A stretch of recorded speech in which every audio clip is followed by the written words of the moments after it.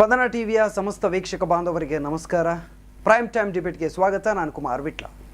ಸದ್ಯ ಇವತ್ತು ಚರ್ಚೆ ಆಗ್ತಿರುವಂಥ ವಿಚಾರ, ಸುವರ್ಣಸೌಧದಲ್ಲಿ 7 ಮಹನೀಯರ ಫೋಟೋವನ್ನು ಅನಾವರಣ ಮಾಡಿದ್ದಾರೆ ಸರ್ಕಾರ ಇವತ್ತು. ಅದರಲ್ಲಿ ಸಾರ್ವರ್ಕರ್ ಫೋಟೋವು ಕೂಡ ಒಂದಾಗಿತ್ತು. ಅವರ ಭಾವಚಿತ್ರವನ್ನು ಅಲ್ಲಿ ಅನಾವರಣ ಮಾಡಿದ್ದಾರೆ ಅಂತ ಕಾಂಗ್ರೆಸ್ನವ್ರದ್ದು ವಿರೋಧ. ಅದಕ್ಕೆ ಅವರು ಯಾಕಾಗಿ ಅಲ್ಲಿ ಸಾರ್ವರ್ಕರ್ ಫೋಟೋವನ್ನು ಅನಾವರಣ ಮಾಡಿದ್ದಾರೆ?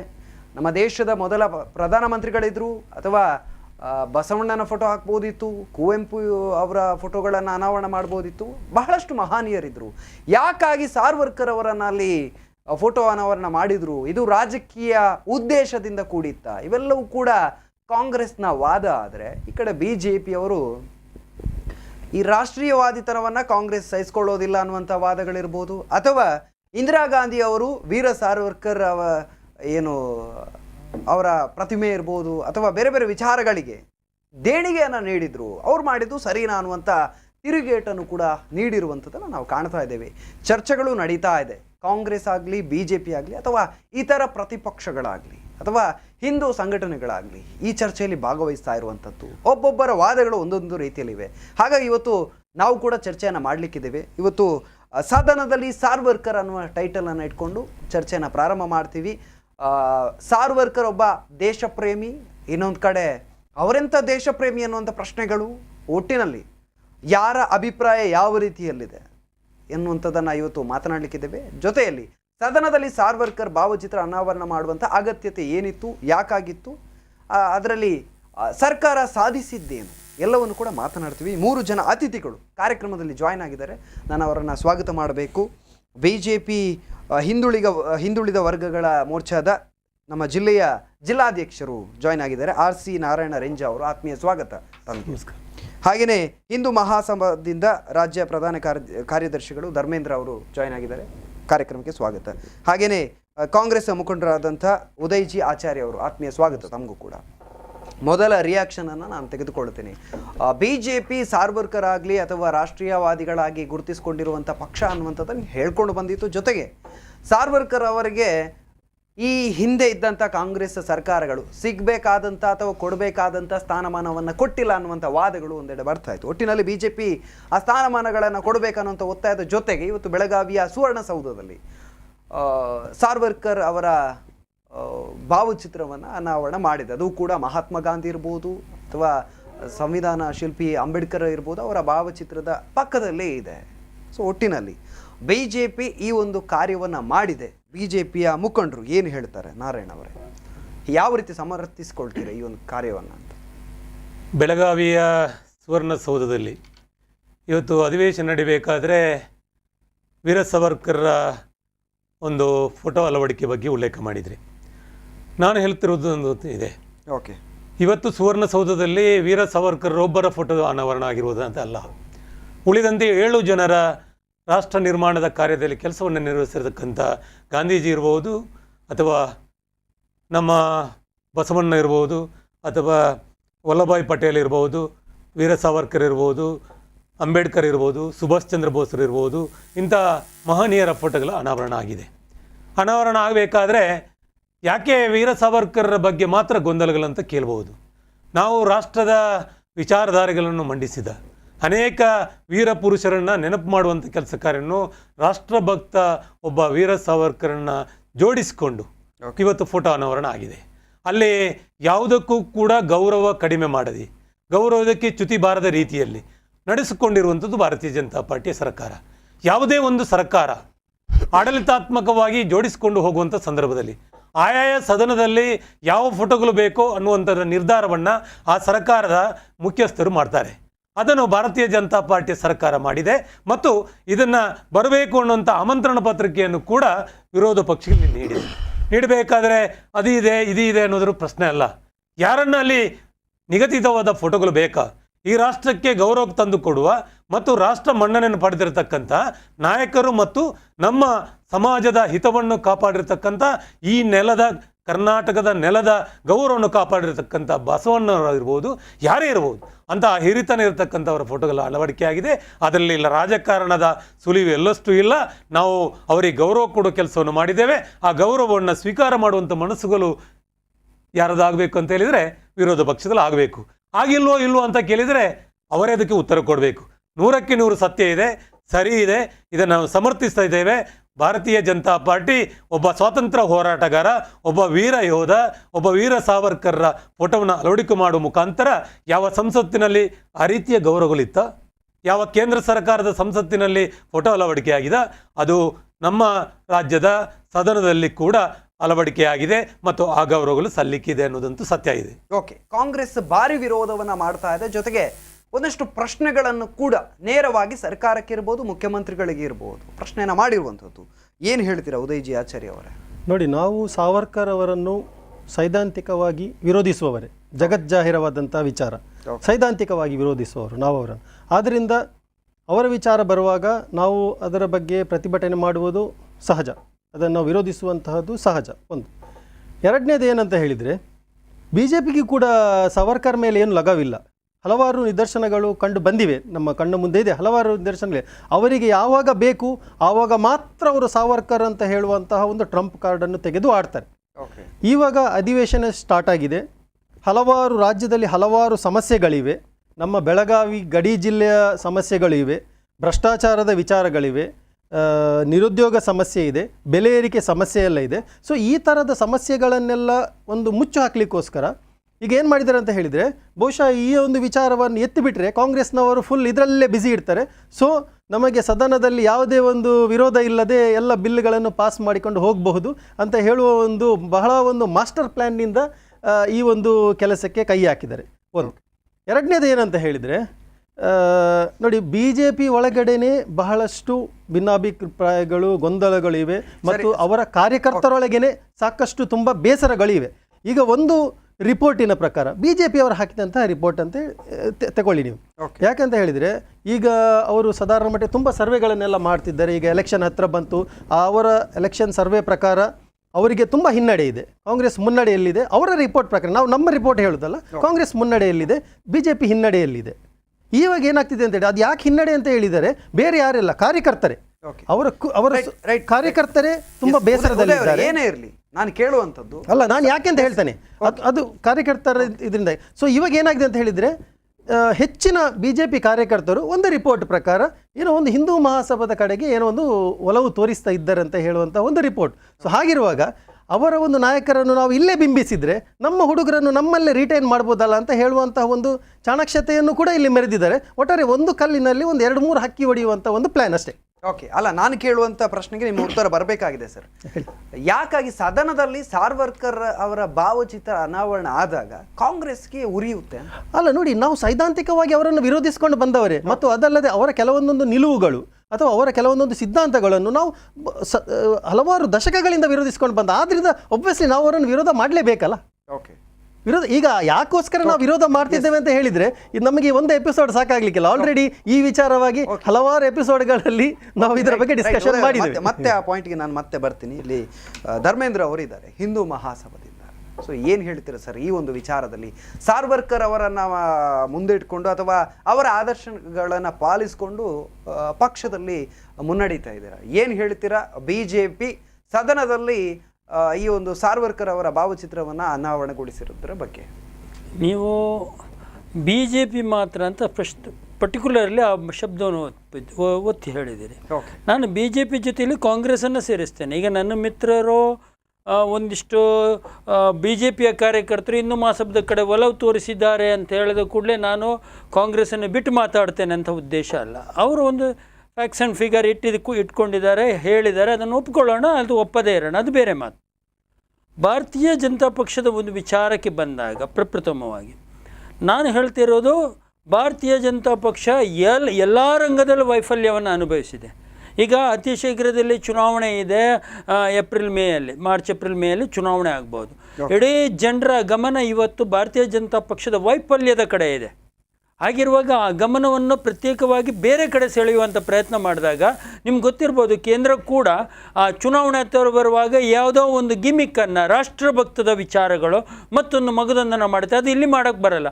ಅವಾಗ ಏನಾಗುತ್ತೆ, ಏನೋ ರಾಷ್ಟ್ರಭಕ್ತರ, ರಾಷ್ಟ್ರ ನಾಯಕರುಗಳ ವಿಚಾರಧಾರೆಗಳನ್ನು ಮುಂದಿಟ್ಟುಕೊಂಡು ಹೋಗುವಂಥದ್ದು ಇರುತ್ತೆ. ನಾನು ಕೇಳ್ತಿರೋದು ಭಾರತೀಯ ಜನತಾ ಪಕ್ಷಕ್ಕೆ, ನೀವು ಸಾವರ್ಕರ್ನ ಒಪ್ತೀರಿ, ಸಾವರ್ಕರನ್ನು ಒಪ್ತೀರಂದರೆ ಸಾವರ್ಕರ ಚಿತ್ರವನ್ನು ಅನಾವರಣ ಮಾಡೋದ್ರ ಮೂಲಕ ಸಾವರ್ಕರ್ ನಮ್ಮವರ ಅಂತಾರೆ. ಹಾಗಾದರೆ ಸಾವರ್ಕರ್ ಸಿದ್ಧಾಂತ ಬೇಡವಾ ನಿಮಗೆ? ಸಾವರ್ಕರ್ ಆದರ್ಶ ಬೇಡವಾ? ಸಾವರ್ಕರ್ ಎಂದೂ ಕೂಡ ಜಾತ್ಯತೀತ ನಿಲುವಿಗೆ ಒಪ್ಪಿಕೊಂಡವರೇ ಅಲ್ಲ.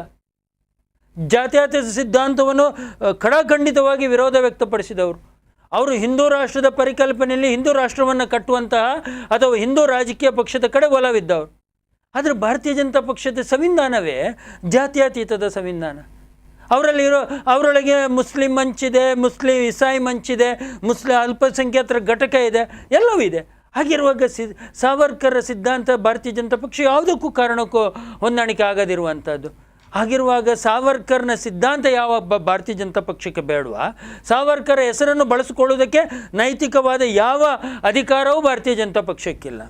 ಒಂದು ಇದಾದರೆ ಕಾಂಗ್ರೆಸ್ನ ಬಗ್ಗೆ ಮಾತಾಡೋದಿದ್ರೆ ನೋಡಿ, ಇವತ್ತಿನ ಕಾಂಗ್ರೆಸ್ ಸಿದ್ದರಾಮಯ್ಯನಂತ ಒಬ್ಬ ಆಮದಾಗಿರುವಂಥ ಕಾಂಗ್ರೆಸ್ಸಿಗೆ ಸಾವರ್ಕರ್ ಹೆಸರನ್ನು ಹೇಳುವ ಯೋಗ್ಯತೆ ಇಲ್ಲ. ಯಾಕೆಂದರೆ ಗೌರವಾನ್ವಿತ ಮಾಜಿ ಪ್ರಧಾನಮಂತ್ರಿಗಳಾದ ದಿವಂಗತ ಇಂದಿರಾ ಗಾಂಧಿ ಅವರೇ ಸದನದೊಳಗೆ ಸಾವರ್ಕರ್ ಬಗ್ಗೆ ಗೌರವವನ್ನು ಕೊಟ್ಟಿದ್ದಾರೆ, ವಿಶೇಷವಾದ ಒಂದು ಸ್ಥಾನಮಾನವನ್ನು ಕೊಟ್ಟಿದ್ದಾರೆ. ಪ್ರಾಯಶಃ ಉದಯಾಚಾರ್ಯರಿಗೆ ಅದು ಗೊತ್ತಿಲ್ವೇನೋ ಗೊತ್ತಿಲ್ಲ, ದಶಕಗಳ ಕಾಲದಿಂದ ವಿರೋಧ ಇದೆ ಅಂತ ಹೇಳಿದರು. ಹಾಗಾದರೆ ಇಂದಿರಾ ಗಾಂಧಿ ನಿಮ್ಮ ನಾಯಕರಲ್ವಾ?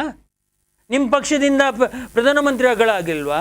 ಹಾಗಾದರೆ ದಶಕ ಅಂದರೆ ಎಷ್ಟು ದಶಕ ಅಂತ ಕೇಳಬೇಕು. ಕೇವಲ 10 ವರ್ಷ, ಒಂದು ದಶಕ ಅಂತ ಹೇಳ್ಬೋದು. ಯಾವಾಗ ಬೇರೆ ಪಕ್ಷದಿಂದ ಆಮದಾಗಿರುವಂಥ ನಾಯಕರುಗಳ ವಿರೋಧ ವ್ಯಕ್ತಪಡಿಸಿದ್ದಾರೆ ವಿನಃ ಮೂಲತಃ ನೈಜ ಕಾಂಗ್ರೆಸ್ಸಿಗರು ಎಲ್ಲೂ ಸಾವರ್ಕರಿಗೆ ವಿರೋಧ ವ್ಯಕ್ತಪಡಿಸಿಲ್ಲ. ಹಾಗೆ ಹೇಳೋದಿದ್ರೆ ಭಾರತೀಯ ಜನತಾ ಪಕ್ಷದಲ್ಲೇ ವಿರೋಧಿಗಳಿದ್ದಾರೆ ಸಾವರ್ಕರಿಗೆ, ಕಾಂಗ್ರೆಸ್ಸಲ್ಲಿ ಇರಲಿಲ್ಲ ಇತ್ತು. ಓಕೆ, ತಾವು ಏನು ಹೇಳ್ತೀರಾ ಅಂದರೆ ಸದನದಲ್ಲಿ ಭಾವಚಿತ್ರ ಅನಾವರಣ ಆಗಿರೋದ್ರ ಬಗ್ಗೆ ತಮ್ಮ ಪಕ್ಷ ಆಗಲಿ ಪಕ್ಷದ ನಿಲುವೇನು, ಅದು ಸರಿಯಾ ತಪ್ಪಾ ಅನ್ನೋದಾದ್ರೆ ಇದರೊಳಗೆ ಏನು ತಪ್ಪು ಎಂಬ ಶಬ್ದ ಯಾಕೆ ಬರುತ್ತೆ ನೋಡಿ. ಸಾವರ್ಕರ್ನ ನೀವು ಯಾವ ರೀತಿಯಲ್ಲಿ ತಗೊಳ್ತೀರಿ?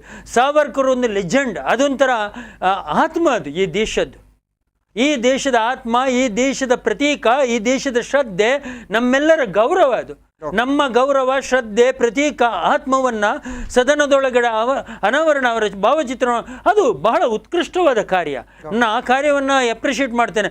ಸರ್ಕಾರವಾಗಿ ನೆನಪಿಟ್ಕೊಳ್ಳಿ, ಸರ್ಕಾರವಾಗಿ ನಾನು ಅದನ್ನು ಅಪ್ರಿಷಿಯೇಟ್ ಮಾಡ್ತೇನೆ. ನಾನು ಭಾರತೀಯ ಜನತಾ ಪಕ್ಷವಾಗಿ ಅಲ್ಲ, ಅದನ್ನು ನೆನಪಿಟ್ಕೋಬೇಕು. ಓಕೆ, ಯಾವುದೇ ಸರ್ಕಾರ ಆದರೂ ಆ ಕಾರ್ಯ ಮಾಡಿದ್ದು ಸರಿ ಖಂಡಿತವಾಗಿ ಸರ್.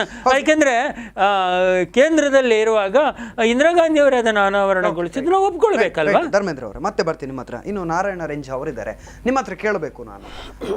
ಸದನದಲ್ಲಿ ಸಾವರ್ಕರ್ ಅವರ ಭಾವಚಿತ್ರ ಅನಾವರಣ ಆಗುತ್ತೆ ಅಂದರೆ ಕೇಳ್ತಾ ಇದ್ದಾರೆ, ಅವರ ಆದರ್ಶಗಳು ಬೇಡುವ ನಿಮಗೆ? ಭಾವಚಿತ್ರ ಕೇವಲ ರಾಜಕೀಯಕ್ಕೋಸ್ಕರ ಬಳಸ್ತಾ ಇದ್ದೀರಾ ಅನ್ನುವಂಥ ಆರೋಪ ಸರಿ, ಯಾವ ರೀತಿ ಎದುರಿಸ್ಕೊಳ್ತೀರಿ ಅದನ್ನು? 100% ಶುದ್ಧ ಸುಳ್ಳು. ಓಕೆ, ಸಾವರ್ಕರ್ ಆಲೋಚನೆಗಳು ಮತ್ತು ಸಾವರ್ಕರ್ ಹೋರಾಟಗಳು ಭಾರತೀಯ ಜನತಾ ಪಾರ್ಟಿಗೆ ಹೊಸ್ತೇನಲ್ಲ. ಭಾರತೀಯ ಜನತಾ ಪಾರ್ಟಿ ನಡೆದು ಬಂದ ದಾರಿ, ಭಾರತೀಯ ಜನತಾ ಪಾರ್ಟಿ ಸಂಘಟನೆ ಮತ್ತು ಈ ಥರ ಬೆಳವಣಿಗೆಗಳು ಹೋರಾಟದ ಮನೋಭಾವವನ್ನು ಇಟ್ಟುಕೊಂಡಿದೆ ಅಲ್ಲ, ಅದೊಂದು ರೀತಿಯ ಸಾವರ್ಕರ್ರ ನೆನಪುಗಳನ್ನು ತನ್ನ ಸಂಘಟನೆಯಲ್ಲಿ ಉಳಿಸಿಕೊಂಡಿದೆ. ನನ್ನ ಮಿತ್ರರು ಕಾಂಗ್ರೆಸ್ನವರು ಉಲ್ಲೇಖ ಮಾಡಿದರು, ದಶಕಗಳ ಕಾಲ ನಾವು ವಿರೋಧಿಸ್ತಾ ಇದ್ದೇವೆ ಅಂತ. ಸರಿ ಇರ್ಬೋದು, ಯಾಕಂದರೆ ಅವರ ಹಿಂದಿನ ಏನು ಇಂದಿರಾ ಗಾಂಧಿ ಆಡಳಿತ ಇರುವಂಥದ್ದು 1970ರ ಆದಿಯಲ್ಲಿ ಯಾವ ಅಂಚೆ ಚೀಟಿಯಲ್ಲಿ ವೀರ ಸಾವರ್ಕರ್ರ ಫೋಟೋ ಅಳವಡಿಕೆ ಮಾಡುವ ಮುಖಾಂತರ ಜಗಜ್ಜಾಹೀರು ಮಾಡಿರ್ತಕ್ಕಂಥ ಮತ್ತು ಅವರನ್ನು ಗೌರವಿಸುವಂಥ ಕೆಲಸವನ್ನು ಅದೇ ಕಾಂಗ್ರೆಸ್ನ ಪರಮೋಚ್ಚ ನಾಯಕಿ ಮಾಡಿದ್ದಾರೆ, ಒಪ್ಪಿಕೊಳ್ಳುವಂಥದ್ದೇ.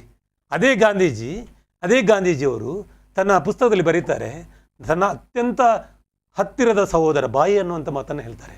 ಯಾಕೆ ಇದನ್ನು ನಾನು ಉಲ್ಲೇಖ ಮಾಡ್ತೇನೆ ಅಂತ ಹೇಳಿದರೆ, 1857ರ ನಂತರದ ಆ ಸ್ವಾತಂತ್ರ್ಯ ಸಂಗ್ರಾಮದ ದಿನಗಳನ್ನು ನೆನಪು ಮಾಡಬೇಕಾದ್ರೆ ಅದಕ್ಕೆ ವಿಶೇಷವಾದಂಥ ಸದೃಢತೆ, ಒಂದು ರೀತಿಯ ನಾಯಕತ್ವ ಕೊಟ್ಟಿರುವುದೇ ವೀರ ಸಾವರ್ಕರ್. ಆ ಸಾವರ್ಕರ್ ಯಾವಾಗ ಗಟ್ಟಿತನ ತೋರಿಸ್ತಾರೆ, ಬ್ರಿಟಿಷರ ವಿರುದ್ಧ ಮಾತಾಡ್ತಾರೆ ಅಂತ ಆಗುವಾಗ ಅವರನ್ನು ಶಿಕ್ಷೆಗೆ ಒಳಪಡಿಸಿ ಯಾವ ಕರಿನೀರಿನ ಶಿಕ್ಷೆಯನ್ನು ಕೊಡ್ತಾರ ಅಂಥ ಒಬ್ಬ ವ್ಯಕ್ತಿ ಈ ದೇಶದ ಸ್ವಾತಂತ್ರ್ಯ ಹೋರಾಟಕ್ಕೆ ಕೆಲಸವೇ ಮಾಡಲಿಲ್ಲ ಅನ್ನುವಂಥ ಮಾತನ್ನು ಒಬ್ಬ ಸಿದ್ದರಾಮಯ್ಯ, ಒಬ್ಬ DKಶಿ ಮಾತಾಡ್ತಾರೆ ಅಂತ ಹೇಳಿದರೆ ಅವರ ಮನಸ್ಥಿತಿಯನ್ನು ಕೂಡ ಆಲೋಚನೆ ಮಾಡಬೇಕು. ಈ ದೇಶದ ಗೌರವವನ್ನು ಕಾಪಾಡಿದಂಥ, ಈ ದೇಶದ ಸ್ವಾತಂತ್ರ್ಯ ವ್ಯವಸ್ಥೆಯಲ್ಲಿ ಹೋರಾಡಿದಂಥ ಒಬ್ಬ ವೀರ ನಾಯಕನನ್ನು ಅಸಹ್ಯವಾಗಿ ಮಾತಾಡುವುದು ಕಾಂಗ್ರೆಸ್ಸಿಗರ ಚಾಳಿ ಇದೆ. ಕಾಂಗ್ರೆಸ್ಸಿಗರ ಚಾಳಿ ಯಾಕೆ ಇದೆ ಅಂತ ಹೇಳಿದರೆ, ಅವರ ಆ ಪರಂಪರೆ, ಆ ವ್ಯವಸ್ಥೆ, ಅವರು ಮಾತಾಡಿದಂಥ ವ್ಯವಸ್ಥೆಗಳು. ಟಿಪ್ಪು ಜಯಂತಿ ಬಗ್ಗೆ ಮಾತಾಡಿದರು. ಟಿಪ್ಪು ಯಾರು ರೀ? ಟಿಪ್ಪು ಮಾಡಿರುವಂಥದ್ದು ನಾನಿವತ್ತು ಉಲ್ಲೇಖ ಮಾಡಬಾರದು. ಆದರೆ ಒಬ್ಬ ಮತಾಂಧ, ಒಬ್ಬ ಸಾರ್ವಜನಿಕವಾಗಿ ಹಿಂದೂಗಳನ್ನ ಕಡಿದು ಕೊಲೆ ಮಾಡುವವನು, ಇಲ್ಲಿರುವ ಕ್ರಿಶ್ಚಿಯನನ್ನ ಕೊಲೆ ಮಾಡಿರುವನು, ಅಂಥವನನ್ನ ವಿಜೃಂಭಿಸುವಂಥ ಕೆಲಸವನ್ನ ಒಬ್ಬ ಸಿದ್ದರಾಮಯ್ಯ ಮಾಡ್ತಾರೆ ಅಂತ ಹೇಳಿದ್ರೆ, ಮೊನ್ನೆ ಏನು ಮಾಡಿದ್ರು? ಮಂಗಳೂರಿನ ಯಾವ ಆಟೋ ರಿಕ್ಷಾದಲ್ಲಿ ಭಯೋತ್ಪಾದಕನನ್ನು ನನ್ನ ಬ್ರದರ್ ಅಂತಾರೆ. ಅವರಿಗೆ ಬ್ರದರ್ ಆಗಿರ್ಬೋದು ರೀ, ಅವ್ರು ನಮಗೆ ಭಯೋತ್ಪಾದಕ, ಅವನು ಉಗ್ರ, ನಾವು ಒಪ್ಪಿಕೊಳ್ಳಲೇಬೇಕು. ನಾವು ಮಂಗಳೂರಿನವರು, ನಮಗೆ ಕತೆ ಗೊತ್ತಿದೆ. ಬೇರೆ ಯಾರೋ ಒಬ್ಬ ಹೇಳಿದರೆ ಸರಿಯಲ್ಲ, ಆದರೆ ನಾವೊಬ್ಬ ಮಂಗಳೂರಿಗನಾಗಿದ್ದುಕೊಂಡು ಇದು ಸತ್ಯ ಇದೆ ಅಲ್ಲ. ಅಂಥವರ ಬಗ್ಗೆ ಯಾವ ಸ್ವಾತಂತ್ರ್ಯ ಹೋರಾಟಗಾರರ ಬಗ್ಗೆ ಇರತಕ್ಕಂಥ ಮನೋಭಾವನೆ, ಯಾವ ಭಯೋತ್ಪಾದಕರ ಉಗ್ರರ ಬಗ್ಗೆ ಇರತಕ್ಕಂಥ ಪ್ರೀತಿ ಕಾಂಗ್ರೆಸ್ನ ಇಬ್ಬಂದಿತನವನ್ನು ತೋರಿಸಿದೆ. ಇವತ್ತು ದ್ವಂದ್ವದ ಮಾತುಗಳನ್ನ ಆಡ್ತಾರೆ. ನಾನು ಉಲ್ಲೇಖ ಮಾಡಬೇಕು, ಇಬ್ಬರು ಕೂಡ DKಶಿ ಒಂದು ಕಡೆ ಬೇರೆ ಕಡೆ ಮಾತಾಡಿದರೆ, ಇದೇ ಸಿದ್ದರಾಮಯ್ಯ ಬೇರೆ ಕಡೆ ಬೇರೆ ವಿಚಾರಗಳನ್ನು ಮಾತಾಡ್ತಾರೆ. ಅವರಲ್ಲಿ ಕೂಡ ದ್ವಂದ್ವ ಇದೆ. ಸಾವರ್ಕರ್ನ ಓಲೈಸಬೇಕು ಅನ್ನುವಂಥ ಆಲೋಚನೆಗಳು ಧರ್ಮೇಂದ್ರ ಹೇಳಿದಲ್ಲ ಕಾಂಗ್ರೆಸ್ನ ಆಲೋಚನೆಗಳನ್ನು. ಸರ್, ನಿಮ್ಮಲ್ಲಿ ಕೇಳಬೇಕು, ಬಿಜೆಪಿಗೆ 40% ಕಮಿಷನ್ ಸರ್ಕಾರ ಅನ್ನುವಂಥ ಆರೋಪ ಇದೆ ಸರ್. ಬೇರೆ ಬೇರೆ ಭ್ರಷ್ಟಾಚಾರದ ಆರೋಪಗಳನ್ನು ಎದುರಿಸ್ತಾ ಇದೆ. ಈ ಸರ್ಕಾರದ ಆಯಕಟ್ಟಿರ್ಬೋದು, ಅದರ ಸಿಸ್ಟಮ್ ಅನ್ನುವಂಥದ್ದು ವ್ಯವಸ್ಥಿತವಾಗಿ ನಡೀತಾ ಇಲ್ಲ. ಈ ಆರೋಪಗಳನ್ನೆಲ್ಲ ತಳ್ಳಿ ಹಾಕೋದಕ್ಕೋಸ್ಕರ ರಾಜಕೀಯವಾಗಿ ಇದನ್ನು ಬಳಸ್ಕೊಂಡಿದ್ದಾರೆ ಅನ್ನುವಂಥ ನೇರ ಆರೋಪ ಬರ್ತಾ ಇದೆ ಸರ್. ರಾಜಕೀಯವಾಗಿ ಬಳಸ್ಕೊಳ್ಬೇಕು ಅಂತ ಆಗಬೇಕಾದ್ರೆ 40% ಆರೋಪ ಯಾವಾಗ ಬಂದಿತ್ತೋ ಅವಾಗಲೇ ಬಳಸ್ಕೊಳ್ಬೇಕಿತ್ತು. ಆರೋಪಗಳು 100 ಬರುತ್ತೆ. ರಾಜಕಾರಣದಲ್ಲಿ ಆರೋಪಗಳು ಹೊಸ್ತಲ್ಲ. ಇದೇ ಕಾಂಗ್ರೆಸ್ನ ಮಾಜಿ ಪ್ರಧಾನಿ ಹಲವು ಬಾರಿ ನಾವು ಉಲ್ಲೇಖ ಮಾಡಿದ್ದೇವೆ. ಅವರು ಹೇಳ್ತಾ ಇದ್ರು, ನಾನು 100 ರೂಪಾಯಿ ಕಳಿಸಿದ್ರೆ ಅದು ಆ ತಲಮಟ್ಟಕ್ಕೆ ಮುಟ್ಟಬೇಕಾದ್ರೆ 85 ರೂಪಾಯಿ ಪೋಲಾಗ್ತಿತ್ತು, 15 ರೂಪಾಯಿ ತಲಮಟ್ಟಕ್ಕೆ ಮುಟ್ಟುತ್ತಿದ್ದು ಅನ್ನೋದನ್ನ ನಾನೇ ಹೇಳಿರುವಂಥದ್ದಲ್ಲ. ಈ ರಾಷ್ಟ್ರದ ಪ್ರಧಾನಿ ಕಾಂಗ್ರೆಸ್ನ ಒಬ್ಬ ನಾಯಕ ರಾಜೀವ್ ಗಾಂಧಿ. ಆದರೆ 85% ನುಂಗಿ ಹಾಕಿದವರು ಯಾರು? ಅವರು ಹೇಳಿದ್ರಲ್ಲ. ಆ ರಮೇಶ್ ಕುಮಾರ್ ಹೇಳ್ತಾ ಏನು ಹೇಳಿದ್ರು? ಒಬ್ಬ ಶಾಸಕ ಹೇಳ್ತಾರೆ, ನನ್ನಿಂದ ಏನಾದರೂ ಭ್ರಷ್ಟಾಚಾರ ಆಗಿದ್ರೆ, ನಮ್ಮ ಅನೇಕ ಕಾಂಗ್ರೆಸ್ ನಾಯಕರು ಜೀವಮಾನ ತಿನ್ನುವಷ್ಟು ದುಡಿದಿದ್ದಾರೆ, ಅವರ ಕಿಸೆಯಲ್ಲಿದೆ, ಅದನ್ನು ಮಾಡ್ಕೊಂಡು ಬಂದಿದ್ದಾರೆ ಅಂತ. ಅದನ್ನು ಮಾಡ್ಕೊಂಡು ಬಂದವರೇ ಕಾಂಗ್ರೆಸ್ಗರು. ಇವತ್ತು ಭ್ರಷ್ಟಾಚಾರದ ಆರೋಪ ಬಂದಾಗ ಅದಕ್ಕೆ ಸಮರ್ಪಕವಾದ ಉತ್ತರ, ಯಾವುದೇ ಕ್ಷುಲ್ಲಕ ವಿಚಾರಗಳನ್ನ ಎತ್ತಿ ಹಾಕ್ಲಿಕ್ಕೆ ಸುಲಭ, ಸಮರ್ಥನೆ ಮಾಡಲಿಕ್ಕೆ ಸುಲಭ. ಆದರೆ ಯಾವುದೇ ವಿಚಾರಗಳಿಲ್ಲದೆ 40% ಆರೋಪ ಮಾಡುವವರು ಅದನ್ನ ಬಯಲಿಗೆಲೇಬೇಕಿತ್ತಲ್ಲ. ರಾಜಕಾರಣದಲ್ಲಿ ಒಂದಷ್ಟು ನಾವು ಹೇಳ್ತೇವೆ ವೈಟ್ ಶೀಟ್ಗಳು, ಅದನ್ನ ಆರೋಪಗಳಿಗೆ ಉಳಿಬಾರ್ದು, ಅದನ್ನ ಹೊರಗೆ ತರಬೇಕಂತ ಅನಿವಾರ್ಯತೆ ಕೂಡ ಪಾರ್ಟಿಗಿದೆ. ಅದು ಅವ್ರು ಮಾಡಬೇಕಿತ್ತು. ಅದನ್ನ ಮಾಡ್ಲಿಕ್ಕೆ ಅವರಿಗೆ ನೈತಿಕತೆ ಇಲ್ಲ. ಯಾಕಂದ್ರೆ ಎಲ್ಲ ಭ್ರಷ್ಟಾಚಾರಗಳನ್ನ ಒಂದು ಭ್ರಷ್ಟಾಚಾರದ ಒಂದು ಗಂಗೋತ್ರಿ ಇದ್ರೆ ಅದು ಕಾಂಗ್ರೆಸ್ ಮಾಡಿದಂತ ಹಿನ್ನೆಲೆ ನಾನು ಮಾತಾಡ್ಲಿಕ್ಕೆ ಹೋದ್ರೆ ಅದು ಇಡೀ ದಿನದ ಬಗ್ಗೆ ಮಾತಾಡ್ಬೇಕು ಸರ್. ಇವಾಗ ಜನರ ಮನಸ್ಸನ್ನ ಸೆಳೆಯುವಂತ ಪ್ರಯತ್ನವನ್ನ ಇದು ರಾಜಕೀಯವಾಗಿ ಮಾಡಿರುವಂತದ್ದು ಆರೋಪ ಅವ್ರು ಮಾಡ್ತಾ ಇರ್ಲಿ, ಆದ್ರೆ ಜನರ ಮನಸ್ಸಲ್ಲಿರುವಂತ ಬಿಜೆಪಿ ಬಗೆಗಿನ ಏನು ಮನಸ್ಥಿತಿ ಏನಿದೆ ಅದನ್ನು ಬದಲು ಮಾಡೋದಕ್ಕೆ ನಿಮ್ಮದೊಂದು ಪ್ರಯತ್ನ ಇದು ಅಂತ ಆಗಿರಬಾರ್ದು. ಬಿಜೆಪಿಯ ಬಗ್ಗೆ ಈ ಕರ್ನಾಟಕ ರಾಜ್ಯದ ಜನರ ಮನಸ್ಥಿತಿ ಹೇಗಿದೆ ಅಂತ ಹೇಳಿದ್ರೆ, ಮತ್ತೊಮ್ಮೆ ಭಾರತೀಯ ಜನತಾ ಪಾರ್ಟಿ ಅಧಿಕಾರಕ್ಕೆ ಬರುತ್ತೆ ಮತ್ತು ಬರಬೇಕು ಅನ್ನುವಂಥ ಅಪೇಕ್ಷೆಗಳಿದೆ. ಇವತ್ತು ಅಭಿವೃದ್ಧಿ ಪರ ರಾಜಕಾರಣವನ್ನು ಮಾಡಿದ್ರೆ ಅದು SC ಇರ್ಬೋದು, ST ಇರ್ಬೋದು, OBC ಇರ್ಬೋದು, ಅಥವಾ ಮೇಲ್ವರ್ಗ ಇರ್ಬೋದು, ಬಡವರು ಇರ್ಬೋದು, ಎಲ್ಲ ವಿಭಾಗಕ್ಕೂ ಕೂಡ ಅತ್ಯಂತ ಅಭಿವೃದ್ಧಿಯ ರಾಜಕಾರಣವನ್ನು ಮಾಡಿದ್ದು ಭಾರತೀಯ ಜನತಾ ಪಾರ್ಟಿ. ಭಾರತೀಯ ಜನತಾ ಪಾರ್ಟಿ ರಾಜ್ಯದಲ್ಲಿ ಆಡಳಿತ ವಿರೋಧಿ ಅಲೆ ಇಲ್ಲ, ಆದರೆ ಆಡಳಿತಾತ್ಮಕವಾಗಿ ಎಲ್ಲೂ ಕೂಡ ವೈಫಲ್ಯವನ್ನು ಮಾಡದೆ ರಾಜಕೀಯವಾಗಿ ಯಡಿಯೂರಪ್ಪರ ಕಾಲದಿಂದ ರೈತರ ಬಗ್ಗೆ ಇರತಕ್ಕಂಥ ಕಾಳಜಿ, ಕಾರ್ಮಿಕರ ಬಗ್ಗೆ ಇರತಕ್ಕಂಥ ಕಾಳಜಿ, ನೇಕಾರರ ಬಗ್ಗೆ ಇರತಕ್ಕಂಥ ಕಾಳಜಿ, ಮೀನುಗಾರರ ಬಗ್ಗೆ ಇರತಕ್ಕಂಥ ಕಾಳಜಿ, ಜನಪರವಾದಂಥ ಕಾಳಜಿ ಅದು ಭಾರತೀಯ ಜನತಾ ಪಾರ್ಟಿ ಮಾಡಿದೆ.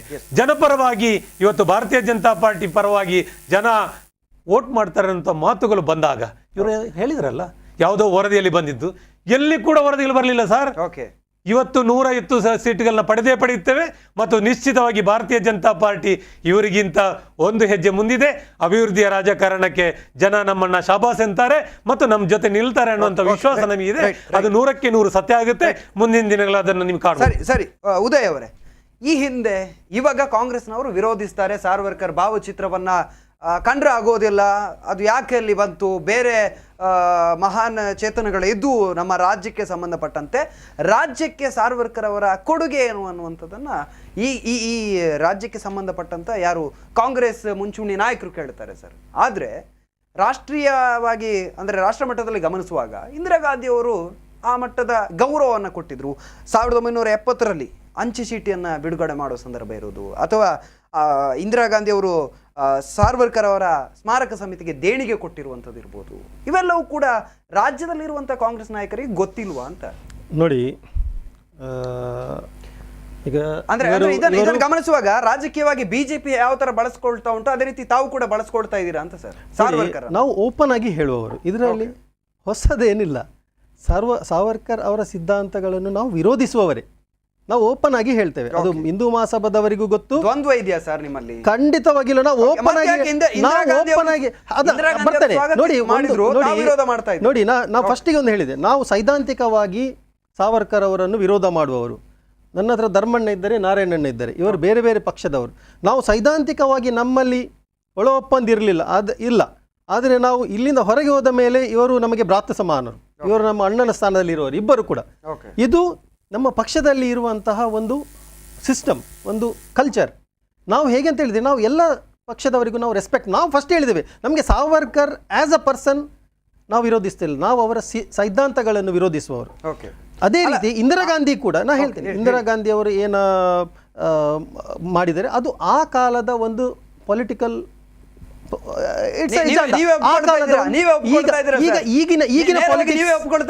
ರಾಜಕೀಯವಾಗಿ ನೀವು ಬಳಸ್ಕೊಂಡಿದ್ದೀರಾ ಅಂತ. ರಾಜಕೀಯವಾಗಿ ಬಳಸ್ಕೊಂಡಿದ್ದಲ್ಲ, ನಾ ಹೇಳ್ತೀನಿ ಆಗಿನ ಕಾಲದಲ್ಲಿ ಅದು that was a political agenda. ಅವಾಗ ಒಂದು ಅವರಿಗೊಂದು ಏನೋ ಒಂದು ಏನು ಹೇಳ್ತಾರೆ, ಒಂದು ಸ್ವತಂತ್ರ ಹೋರಾಟಗಾರರ ಪಟ್ಟಿಯಲ್ಲಿ ಅವರ ಹೆಸರಿತ್ತು, ಅದಕ್ಕೋಸ್ಕರ ಒಂದು ಅವರ ಒಬ್ಬರ ಸ್ಟ್ಯಾಂಪ್ ಮಾತ್ರ ಅಲ್ಲ, ಆ ಕಾಲದಲ್ಲಿ ಸುಮಾರು ಜನ ಸ್ವತಂತ್ರ ಹೋರಾಟಗಾರರ ಸ್ಟ್ಯಾಂಪ್ಗಳನ್ನು ಕೂಡ ರಿಲೀಸ್ ಮಾಡಿದ್ದಾರೆ. ಒಂದು ಮತ್ತೆ ಅದು ಮಾತ್ರ ಅಲ್ಲ, ನೀವು ಖಾಲಿ ಸಾವರ್ಕರ್ ಅಂತ ಮಾತ್ರ ಅಲ್ಲ, ನಮ್ಮ ರಾಜೀವ್ ಗಾಂಧಿ ಅವರು ವಾಜಪೇಯಿ ಅವರಿಗೂ ಕೂಡ ಬೇಕಾದಷ್ಟು ಸಹಾಯಗಳನ್ನು ಮಾಡಿದ್ದಾರೆ. ಆ ಮಾತನ್ನು ವಾಜಪೇಯಿ ಅವರು ಖುದ್ದು ಅವರ ಒಂದು ವಿಡಿಯೋದಲ್ಲಿ ಕೂಡ ಹೇಳಿದ್ದಾರೆ. ಆಗಿನ ಕಾಲದ ರಾಜಕೀಯ ಬೇರೆ ಇತ್ತು, ಈಗಿನ ಕಾಲದಲ್ಲಿ ಅದಂತೂ ಸಾಧ್ಯ ಇಲ್ಲ, ಈಗ ಇರ್ತಿದ್ರೆ ಒಬ್ಬರನ್ನೊಬ್ಬರು ಕೊಚ್ಚಿಗೆ. ಇದು ನಿಜವಾಗಿ ನಾವು ಒಪ್ಪಬೇಕಾದಂತಹ ವಿಚಾರಗಳು. ಇದನ್ನು ಮುಚ್ಚುಮರೆ ಹಾಕುವಂಥದ್ದು ವಿಚಾರ, ಅದರಲ್ಲಿ ಎಂಥದ್ದಿಲ್ಲ. ಮತ್ತು ಅಣ್ಣವರು ಸುಮಾರು ವಿಚಾರಗಳು ಹೇಳಿದರು, ಬಾಂಬ್ ಬಿಟ್ಟವನಿಗೆ ಬ್ರದರ್ ಅಂತ ಹೇಳಿ. ನನಗೆ ಗೊತ್ತಿಲ್ಲ ಅದು ಎಲ್ಲಿ ಉಂಟು ಅಂತೇಳಿ ಅವರೇ ಹುಡುಕಿ ಕೊಡಬೇಕು ನಮಗೆ. ಮತ್ತೆ ರಿಪೋರ್ಟ್ ಬಗ್ಗೆ ಕೂಡ ಗೊತ್ತಿಲ್ಲ ಅಂತ ಹೇಳಿದ್ರು. ಇದು ಜಗಜ್ಜಾಹಿರವಾಗಿದೆ. ನಾನು ಬೇಕಾದ್ರೆ ಇವರಿಗೆ ನಾನು ಹಲವಾರು ಹಿಂದುತ್ವದ ಗ್ರೂಪ್ಗಳಲ್ಲಿ ನನ್ನನ್ನು ಇನ್ವೈಟ್ ಮಾಡ್ತಾರೆ ಇದ್ದಾರೆ. ಯಾಕಂತೇಳಿ ನಾವು ಕಾಂಗ್ರೆಸ್ನಲ್ಲಿ ಇದ್ದರೂ ಕೂಡ ಅವರಿಗೆ ಗೊತ್ತು, ಕೆಲವೊಂದೊಂದು ಹಿಂದೂ ಪರ ಸಂಘಟನೆಯವರಿಗೆ ಗೊತ್ತು ಕಾಂಗ್ರೆಸ್ನವರು ಅಂತ ಈಗ ಇಲ್ಲ, ಹಾಗೆಲ್ಲ ಏನು ಇಲ್ಲ. ಈಗ ಇಟ್ಸ್ ಲಿಬರಲ್. ಮುಂಚಿನ ಈ ಥರ ಏನು ಹಣೆಪಟ್ಟಿ BJP ಅವರು ಕಟ್ಟಿ ಬಿಟ್ಟಿದ್ದಾರೆ ಅವರ ಲಾಭಕ್ಕೋಸ್ಕರ. ಈಗ ಏನಾಗಿದೆ ಅಂತ ಹೇಳಿದರೆ ನೋಡಿ, ಈಗ ಟಿಪ್ಪು ವಿಚಾರ ಬಂತು. ಓಕೆ, ಟಿಪ್ಪು ಹಿಂದೂ ವಿರೋಧಿಲ್ಲ, ಟಿಪ್ಪು ಬ್ರಾಹ್ಮಣ ವಿರೋಧಿ, ಬ್ರಾಹ್ಮಣಶಾಹಿಗಳ ವಿರೋಧಿ ಇದ್ದವ. ಆದರೆ ಅಲ್ಲಿ ಬ್ರಾಹ್ಮಣ ಹಿಂದೂ ಆಗೋದಿಲ್ವ ಸರ್? ಹಾಗಾದ್ರೆ ಇಲ್ಲ, ಅದರಲ್ಲಿ ವ್ಯತ್ಯಾಸಗಳಿವೆ. ನಾನು ಹೇಳ್ತೀನಿ ಯಾಕೆ ಅಂತ ಹೇಳಿದರೆ, ನೋಡಿ ಈಗ ಒಂದು ದೇವಸ್ಥಾನದ ಒಳಗೆ ಈಗ ಹಲವಾರು ಹಿಂದೂಗಳನ್ನು ಕೊಂದಿದ್ದಾರೆ. ದಯವಿಟ್ಟು ನೀವು ಟಾಪಿಕ್ ಚೇಂಜ್ ಮಾಡಿದ್ರೆ ಬಹಳಷ್ಟು ಉದ್ದ ಹೋಗುತ್ತೆ, ನಾನು ಮಾತಾಡಬೇಕಾಗತ್ತೆ. ನೀವು ಧರ್ಮ ತರಬೇಡಿ ಇಲ್ಲಿ. ಸರಿ, ಅದು ಬಿಟ್ಟು ಬಿಡೋಣ ಇವಾಗ. ಅದಕ್ಕೆ ಇನ್ನೊಂದು ಟಾಪಿಕ್ ಅಲ್ಲಿ ಇದು ಮಾಡೋಣ. ಸೊ ಈಗ ಏನಂತ ಹೇಳಿದರೆ, ಇವರಿಗೀಗ BJP ಅವರಿಗೆ ಈಗ ಒಂದು ಸಾವರ್ಕರ್ ಏನಂತ ಹೇಳಿದರೆ ಒಂದು ಇಟ್ಸ್ ಅ ಟ್ರಂಪ್ ಕಾರ್ಡ್. ಅವರನ್ನೊಂದು ಹೈಲೈಟ್ ಮಾಡಬೇಕಿತ್ತು. ಬಹುಶಃ ಖಾಲಿ ಅವರ ಫೋಟೋ ಹಾಕಿದರೆ ಇದು ದೊಡ್ಡ ಮಟ್ಟದಲ್ಲಿ ವಿರೋಧ ಆಗ್ತದೆ ಅಂತ ಹೇಳುವ ಉದ್ದೇಶದಿಂದ ಬಹುಶಃ ಬೇರೆ ಒಂದು 4-5 ಲೀಡರ್ಸ್ಗಳ ಫೋಟೋವನ್ನು ಒಂದು ಕಾಟಾಚಾರಕ್ಕೆ ಹಾಕಿರ್ಬೋದು ಅಂತೇಳಿ ನಮ್ಮದೊಂದು ಅನಿಸಿಕೆ. ಓಕೆ, ಧರ್ಮೇಂದ್ರ ಅವರೇ, ಎರಡು ರಾಜಕೀಯ ಪಕ್ಷಗಳು ಕೂಡ ಕಾಲಕ್ಕೆ ತಕ್ಕ ಹಾಗೆ ಸಾರ್ವರ್ಕರ್ ಅವರನ್ನು ಗೌರವಿಸಿವೆ. ಸೊ ಇಂದಿರಾ ಗಾಂಧಿ ಅವರು ಆ ಸಂದರ್ಭದಲ್ಲಿ ಅವರ ಕಾಂಗ್ರೆಸ್ ನಾಯಕರ ಮಾತಲ್ಲೇ ಬಂತು, ಆ ಸಂದರ್ಭದ ರಾಜಕಾರಣಕ್ಕೋಸ್ಕರ ಗೌರವಿಸಬಹುದು ಅನ್ನುವಂಥ ಮಾತುಗಳನ್ನು ಆಡಿದ್ರು. ಇವರು ಇವಾಗ ಸಾರ್ವರ್ಕರ್ ವಿಚಾರವನ್ನು ಮುಂದಿಟ್ಕೊಂಡು ರಾಜಕೀಯಕ್ಕೆ ಬಂದವರು ಅದನ್ನು ಗೌರವಿಸಬೇಕು ಅನ್ನುವಂಥ ಮಾತುಗಳನ್ನು ಹೇಳ್ತಾ ಇದ್ದಾರೆ. ಏನು ಹೇಳ್ತಾರೆ ಸರ್ ಇವೆರಡನ್ನು ಗಮನಿಸಬಹುದು? ನಿಮ್ಮ ಪ್ರಶ್ನೆಗೆ ನಾನು ಉತ್ತರ ಕೊಡುವ ಮುಂಚೆ ಎರಡು ನನ್ನ ಡೆಬ್ಯೂಟ್ನ ಪಕ್ಕದ ಜೊತೆಗಾರರ ಜೊತೆಯಲ್ಲಿ ಒಂದಿಷ್ಟು ನಮ್ಮ ಭಾರತೀಯ ಜನತಾ ಪಕ್ಷದವರು ಟಿಪ್ಪುವಿನ ವಿಚಾರವನ್ನು ತೆಗೆದರು. ಟಿಪ್ಪುವಿನ ಆಚರಣೆಯಲ್ಲಿ ಯಡಿಯೂರಪ್ಪನವರೇನು ಕಡಿಮೆ ಮಾಡಿದ್ರ ಅಥವಾ ಪ್ರಹ್ಲಾದ್ ಜೋಶಿ ಅವರು ಕಡಿಮೆ ಮಾಡಿದ್ರ? ಇವರು ಕಿರೀಟ ತೊಡ್ಕೊಂಡು ಇವರು ಟಿಪ್ಪು ಜಯಂತಿಯನ್ನು ಇವರ ಆಡಳಿತ ಸಮಯದಲ್ಲಿ ಬಹಳ ವಿಜೃಂಭಣೆಯಿಂದ ಮಾಡಿಲ್ವಾ? ಆಗ ಇವರಿಗೆ ಟಿಪ್ಪು ವಿರೋಧಿ ಅಂತ ಖಂಡಿತ. ಯಾತಕ್ಕೆ ಆ ಸಮಯದಲ್ಲಿ? ಯಾಕೆಂದ್ರೆ ಸರ್ ನನ್ನ ನೋಡಿ ವಿಷಯಾಂತರ ಅಲ್ಲ, ಅವ್ರು ಹೇಳಿದ ನೋಡಿ, ದಯವಿಟ್ಟು ನಮಗೆ ಅವಕಾಶ ಕೊಡ್ಬೇಕಿಲ್ಲ, ನಾನು ಒಪ್ಕೊಂಡಂಗೆ ಆಗುತ್ತೆ. ಅಲ್ಲಲ್ಲ, ನೋಡಿ ನಾನು ಹೇಳೋದು ಏನಪ್ಪಾ ಅಂದ್ರೆ, ಅವರ ಪ್ರಶ್ನೆಗೆ ನಾನು ಉತ್ತರ ಕೊಡಬೇಕಾಗತ್ತೆ, ಅವರು ಹೇಳಿದನ್ನು ನಾನು ಮಾತಾಡಬೇಕಾಗತ್ತೆ. ಟಿಪ್ಪುವನ್ನು ಕಾಂಗ್ರೆಸ್ಗಿಂತ ಹೆಚ್ಚು ವಿಜೃಂಭಣೆ ಮಾಡಿದ್ದು ಭಾರತೀಯ ಜನತಾ ಪಕ್ಷ. ಎರಡನೇದಾಗಿ ನಾನು ಇನ್ನೊಂದು ಮಾತು ಹೇಳಬೇಕಾಗತ್ತೆ. ಮೊನ್ನೆಯ ದಿನ ಕುಕ್ಕರ್ನ ಬಗ್ಗೆ ಮಾತಾಡಿದರು. ನಾನು ಹೇಳ್ತೇನೆ, ಸಿದ್ದರಾಮಯ್ಯ ಇವರು DK ಅವರು ನಿಜಕ್ಕೂ ವಿ ಆರ್ ಆಲ್ ಬ್ರದರ್ಸ್ ಅಂತ ಹೇಳಿದರು ಅಲ್ಪಸಂಖ್ಯಾತರ ಬಗ್ಗೆ, ಮುಸಲ್ಮಾನರ ಬಗ್ಗೆ. ಅವರು ಇಷ್ಟೆಲ್ಲ ದೇಶದ ನೆಲ ಜಲ ಸಂಸ್ಕೃತಿಯನ್ನು ವಿರೋಧ ಮಾಡಿದ್ರು ಕೂಡ ಒಂದು ಕಡೆಯಲ್ಲಿ ಬಹಳಷ್ಟು ವೋಟ್ ಬ್ಯಾಂಕ್ ರಾಜಕಾರಣಕ್ಕೆ ಮಾಡಿದ್ರು. ಆದರೆ ಇದೇ ಭಾರತೀಯ ಜನತಾ ಪಕ್ಷ, ನಾನು ಯಾತಕ್ಕೆ ಇದನ್ನು ಭಾರತೀಯ ಜನತಾ ಪಕ್ಷವನ್ನು ಪರ್ಟಿಕ್ಯುಲರ್ಲಿ ಟಾರ್ಗೆಟ್ ಹೇಳ್ತಾ ಇದ್ದೇನೆ ಅಂದರೆ, ಇವರು ವೇದಿಕೆಯ ಮುಂದೆ ನಾವೆಲ್ಲ ಹಿಂದೂಗಳು, ನಾವು ಹಿಂದೂ ರಾಜಕೀಯ ಪಕ್ಷ ಅಂತ ಬೊಬ್ಬಡಿತಾರಲ್ಲ, ಇವರ ಸರ್ವೋಚ್ಚ ನಾಯಕ ಇವರು ಹೇಳ್ತಾ ಇದ್ದಾರೆ ಮುಸಲ್ಮಾನರು ಇಲ್ಲದೆ ಹಿಂದೂ ಭಾರತದಲ್ಲಿ ಈ ದೇಶವನ್ನು ಕಲ್ಪಿಸ್ಕೊಳ್ಳೋಕ್ಕೂ ಕಷ್ಟ ಅಂತ ಹೇಳ್ತಾ ಇದ್ದಾರೆ ಇವರು. ಇನ್ನೊಂದು ಕಡೆಯಲ್ಲಿ ಮೊನ್ನೆ ಬಾಂಬ್ ಬ್ಲಾಸ್ಟ್ ಬಗ್ಗೆ ಇವರು DK ಮಾತಾಡುವಾಗ ತಪ್ಪು ಮಾಡಿದ್ರು. ಇವರ ಪಕ್ಷದಲ್ಲಿ ಪಾಕಿಸ್ತಾನ ಜಿಂದಾಬಾದ್ ಅಂತ ಹೇಳಿದಾಗ ಇವರು ಯಾಕೆ ಅದಕ್ಕೆ ಪಾಕಿಸ್ತಾನದ ಬಗ್ಗೆ ಬೆಂಬಲವನ್ನು ವ್ಯಕ್ತಪಡಿಸ್ತಾರೆ? ಇವರಿಗೂ ಪಾಕಿಸ್ತಾನಕ್ಕೂ ಏನು ಸಂಬಂಧ? ಇವರು ಭಾಳ ದೇಶಭಕ್ತರ ಪಾಠ ಹೇಳ್ತಾರಲ್ಲ, ಭಾಳಷ್ಟು ನಾವು ದೇಶಭಕ್ತರು, ನಮ್ಮಿಂದಲೇ ದೇಶ ಅಂತ ಹೇಳೋ ಪಾಕಿಸ್ತಾನ್ ಜಿಂದಾಬಾದ್ ಅಂತ ಇವರ ಓಪನ್ನಾಗಿ ಎರಡೆರಡು ಸಲ, ಅದು ಒಂದು ಸಲ ಅಲ್ಲ ಎರಡೆರಡು ಸಲ ಹೇಳ್ತಾರಲ್ಲ. ಹಾಗಾದರೆ ಇವರ ನೈತಿಕತೆ ಏನು? ಸಾವರ್ಕರ್ ಬಗ್ಗೆ ಮಾತಾಡುವಂತಹ ಕಿಂಚಿತ್ತು ನೈತಿಕತೆ ಭಾರತೀಯ ಜನತಾ ಪಕ್ಷಕ್ಕಿಲ್ಲ. ನೋಡಿ, ನಾನು ಕಾಂಗ್ರೆಸ್ ವಿರೋಧ ವ್ಯಕ್ತಪಡಿಸಿದವರಿಗಿಲ್ಲ ಬಿಡಿ. ನಾನೊಂದು ಮಾತು ಹೇಳ್ತೇನೆ, ನಾವು ಯಾವತ್ತೂ ಕಾಂಗ್ರೆಸ್ಸನ್ನು ಒಪ್ಕೊಂಡವರಲ್ಲ. ಕಾಂಗ್ರೆಸ್ ಕಳೆದ 75 ವರ್ಷದಲ್ಲಿ ದೇಶವನ್ನು ಲೂಟಿದೆ. ಆದ್ರೆ ಈ ಒಂದು ಪಾಯಿಂಟ್ಗೆ ಕ್ಲಿಯರ್ ತೆಗೆದುಕೊಳ್ಳೋಣ. ಅಲ್ಲ, ನಾನು ಮಾತು ಮುಗಿಸ್ತೇನೆ. ನೋಡಿ, ಹಾಗಲ್ಲ. ನೀವು ಭಾರತೀಯ ಜನತಾ ಪಕ್ಷ ಮಾತಾಡುವಾಗ ಬಹಳಷ್ಟು ಅವಕಾಶ ಕೊಡ್ತೀರಾ, ಯಾಕೆ ಬೇರೆಯವರು ಮಾತಾಡುವಾಗ ಅದನ್ನು ತುಂಡು ಮಾಡುವಂತ ಪ್ರಯತ್ನ ಮಾಡ್ತಿದ್ದಾರೆ? ಹಾಗಲ್ಲ. ನೋಡಿ, ನಾನು ಅವಕಾಶ ಕೊಟ್ಟಾಗ ನನಗೆ ಮಾತಾಡ್ಲಿಕ್ಕೆ ಬಿಡಬೇಕು. ನಾನು ಹೇಳ್ತಾ ಇರೋದಿಷ್ಟೇ, 40% ಕಮಿಷನ್, 40% ಕಮಿಷನ್ಗಳನ್ನು ಪಡ್ಕೊಂಡು ಇಡೀ ದೇಶದ ಜನ, ಇಡೀ ಕರ್ನಾಟಕ ರಾಜ್ಯದ ಜನಗಳು ಇವ್ರನ್ನ ಚೀತು ಅನ್ನುವಂಥ ಪರಿಸ್ಥಿತಿಯಲ್ಲಿ ಗಮನವನ್ನು ಬೇರೆ ಕಡೆ ಸೆಳೆಯಬೇಕು. ಇವತ್ತು ಇವರು ಜಗದೀಶ್ ಕಾರಂತರು ಹೇಳ್ತಾರೆ ಗೋಡ್ಸೆ ನಮ್ಮವನಲ್ಲ ಅಂತ. ಭಾರತೀಯ ಜನತಾ ಪಕ್ಷದ ಕಾರ್ಯಕರ್ತರು ಹೇಳ್ತಾರೆ ಗೋಡ್ಸೆ ನಮ್ಮವರಂತ. ಯಾತಕ್ಕೆ ಈ ದ್ವಂದ್ವನಿಲ್ಲ? ಆಯಿತು, ನೀವು ಗೋಡ್ಸೆನ ಒಪ್ಪಬೇಡಪ್ಪ, ನಾವೆಲ್ಲೂ ಹೇಳಿಲ್ಲ ಗೋಡ್ಸೆನ ಒಪ್ಪಿ ಅಂತ. ನೀವು ಗಾಂಧಿನ ಒಪ್ಕೊಳ್ಳಿ, ಆದರೆ ರಾಜಕಾರಣದಲ್ಲಿ ನೀವು ಗೋಡ್ಸೆನ ಮುಂದಿಟ್ಟುಕೊಂಡೇ ಆಡಳಿತಕ್ಕೆ ಬಂದವರು ಸ್ವಾಮಿ. ಇವತ್ತು ನಿಮಗೆ ಗೋಡ್ಸೆ ಬೇಡ, ಆವತ್ತು ಗೋಡ್ಸೆ ಬೇಕಿತ್ತು, ಇವತ್ತು ಗಾಂಧಿ ಬೇಕು ನಿಮಗೆ, ಇಟ್ಕೊಳ್ಳಿ. ಆದರೆ ನಾನು ಈ ಮೂಲಕ ಭಾರತೀಯ ಜನತಾ ಪಕ್ಷದ ಎಲ್ಲ ಕಾರ್ಯಕರ್ತರಿಗೆ ಹೇಳ್ತೇನೆ, ಎರಡು ದೋಣಿಯಲ್ಲಿ ಪ್ರಯಾಣ ಮಾಡುವಂಥದ್ದು ಬಿಡಿ. ಒಂದು, ನೀವು ಗೋಡ್ಸೆ ಅಂತ ಹೇಳುವವರೆಲ್ಲ ಭಾರತೀಯ ಜನತಾ ಪಕ್ಷಕ್ಕೆ ರಾಜೀನಾಮೆ ಕೊಟ್ಟು, ನೈತಿಕತೆ ಇದ್ದರೆ, ಆತ್ಮಸಾಕ್ಷಿ ಇದ್ದರೆ, ಗೋಡ್ಸೆಯನ್ನು ಒಪ್ತಿರಾದರೆ ಭಾರತೀಯ ಜನತಾ ಪಕ್ಷ ಮತ್ತು ಅದರ ಪರಿವಾರಕ್ಕೆ ರಾಜೀನಾಮೆ ಕೊಟ್ಟು ಹೊರ ಬನ್ನಿ. ಇಲ್ಲ, ಗೋಡ್ಸೆ ಹೆಸರು ತೆಗಿಬೇಡಿ. ಗೋಡ್ಸೆ ಹೆಸರು ತೆಗೆಯುವ ನೈತಿಕತೆ ಭಾರತೀಯ ಜನತಾ ಪಕ್ಷಕ್ಕೆ ಮತ್ತು ಅದರ ಕಾರ್ಯಕರ್ತರಿಗೆ ಇಲ್ಲ ಅಂತ ಹೇಳಿಕೆ ನಾನು ಧೈರ್ಯವಾಗಿ ಹೇಳ್ತೇನೆ.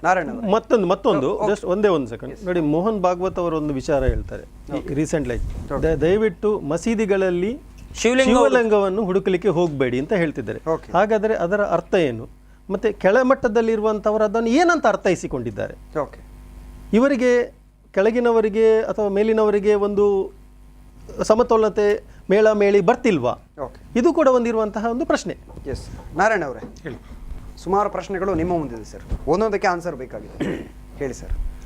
ಧರ್ಮೇಂದ್ರ ಅವರು ಒಂದಷ್ಟು ವಿಚಾರಗಳನ್ನು ನಿಮ್ಮ ಮುಂದೆ ಇಟ್ಟಿದ್ದಾರೆ, ಈಗಾಗಲೇ ಕೇಳಿಸ್ಕೊಂಡಿದ್ದೀರಾ, ಹೇಳಿ. ಭಾರತೀಯ ಜನತಾ ಪಾರ್ಟಿಯ ಕಾರ್ಯಕರ್ತರು ಸೈದ್ಧಾಂತಿಕ ವಿಚಾರಗಳ ಬಗ್ಗೆ ಉಲ್ಲೇಖ ಮಾಡಿದರು. ಈ ರಾಷ್ಟ್ರಭಕ್ತ ಸಂಘಟನೆಯ ಒಂದು ವ್ಯವಸ್ಥೆ ಅಡಿಯಲ್ಲಿ ರಾಷ್ಟ್ರ ಮೊದಲು ಅನ್ನುವಂಥ ಆಲೋಚನೆ ಮತ್ತು ಸರ್ವಧರ್ಮ ಸಮಭಾವದ ಮುಖಾಂತರ ಭಾರತೀಯ ಜನತಾ ಪಾರ್ಟಿ ಸಂಘಟನೆಯನ್ನು ಬೆಳೆಸಿದೆ.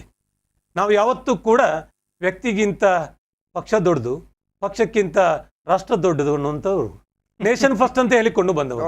ಅವರಿಗೆ ಧರ್ಮದ ಆಧಾರದಲ್ಲಿ ರಾಜಕಾರಣ ಮಾಡುವ ಬೇಕಾದ್ರೆ ಧರ್ಮ ಇಲ್ಲದೆ ರಾಜಕಾರಣ ಅನ್ನುವಂಥ ಮಾತುಗಳು ಬರುತ್ತೆ. ನಾನು ಧರ್ಮದ ಬಗ್ಗೆ ಉಲ್ಲೇಖ ಮಾಡ್ಲಿಕ್ಕೆ ಹೋಗುದಿಲ್ಲ. ಸರ್ವಧರ್ಮ ಸಮಭಾವ, ಸರ್ವಧರ್ಮ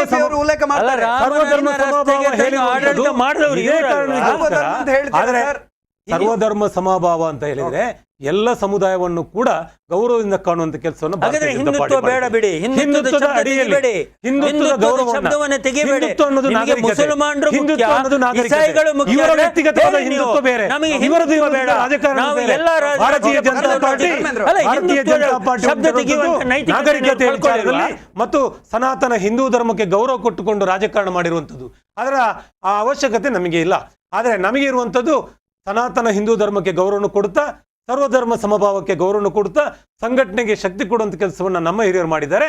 ಯಾರೋ ಒಬ್ಬರು ಏನೋ ಮಾತಾಡಿದ್ರಂತ ಹೇಳಿ 40% ಅನ್ನ ಜಗದೀಶ್ ಎಲ್ಲ ಕಡೆ ಕಾರಂತರಿಗೆ ಯಾರೋ ಹೇಳಿಕೊಂಡು ಒಬ್ರು ಬರುವಂತದ್ದು. ಹೇಗಾಗುತ್ತೆ ಸ್ವಾಮಿ? ಜಗದೀಶ್ ಕಾರಂತರು ಅತ್ಯಂತ ಗೌರವಿತ ನಾಯಕರು, ಅವರ ಬಗ್ಗೆ ಅತ್ಯಂತ ಅಪಾರವಾದಂತ ಗೌರವ ಇದೆ. ಯಾರೋ ಒಬ್ರು ಹೇಳ್ಬಿಡ್ತಾರೆ. ಅವರು ಹೇಳಿರುವಂತದ್ದು ಗೋಡ್ಸೆಯ ವಾದವನ್ನಲ್ಲ, ಗಾಂಧೀಜಿಯನ್ನ ಕೊಲೆ ಮಾಡಿದ್ರೆ ಅಂತ ವ್ಯಕ್ತಿಗತವಾಗಿ ಮಾಡಿದ್ದಾರೆ. ಆದ್ರೆ ಅದು ಉಳಿದ ಸಂಘಟನೆಗಳು ಇವತ್ತು ಇಡೀ ದೇಶದಲ್ಲಿ ಒಂದಷ್ಟು ವ್ಯತ್ಯಾಸಗಳು ಮಾಡಬೇಕು ಮತ್ತು ಒಂದು ರೀತಿಯ ಹಿಂದುತ್ವದ ಒಂದು ವ್ಯವಸ್ಥೆಯಲ್ಲಿ ಒಂದು ಅಶಾಂತಿಯನ್ನು ಮಾಡಬೇಕು ಅನ್ನೋಂಥ ವ್ಯವಸ್ಥೆಯನ್ನ ಇನ್ನಿತರ ಸಂಘಟನೆ ಮಾಡಿದಾಗ ಅದನ್ನು ಅವರು ಪ್ರಶ್ನೆ ಎತ್ತಿದಿರುವುದು ಹೊರತು ವ್ಯಕ್ತಿಗತವಾಗಿ ಕೊಲೆ ಆಗಿರುವುದನ್ನಲ್ಲ. ಗಾಂಧೀಜಿಯವರ ಬಗ್ಗೆ ಅತ್ಯಂತ ಗೌರವ ಇರುವುದು ಭಾರತೀಯ ಜನತಾ ಪಾರ್ಟಿ, ಅವರಿಗೆ ಗೌರವ ಇಲ್ಲದೆ ಇರಬಹುದು, ಅವರಿಗೆ ಗೌರವ ಇಲ್ಲದೆ ಇರಬಹುದು. ಆದರೆ ಭಾರತೀಯ ಜನತಾ ಪಾರ್ಟಿಗೆ ಎಲ್ಲ ಗೌರವಗಳಿದೆ. ಗಾಂಧಿ ಪ್ರಣೀತ ಸಮಾಜವನ್ನ ಒಪ್ಪಿರ್ತಕ್ಕಂಥವ್ರು ಭಾರತೀಯ ಜನತಾ ಪಾರ್ಟಿ ಕಾರ್ಯಕರ್ತರು. ಚರ್ಚೆಯನ್ನು ಮುಂದುವರಿಸುವ ಒಂದು ವಿರಾಮದ ಬಳಿಕ.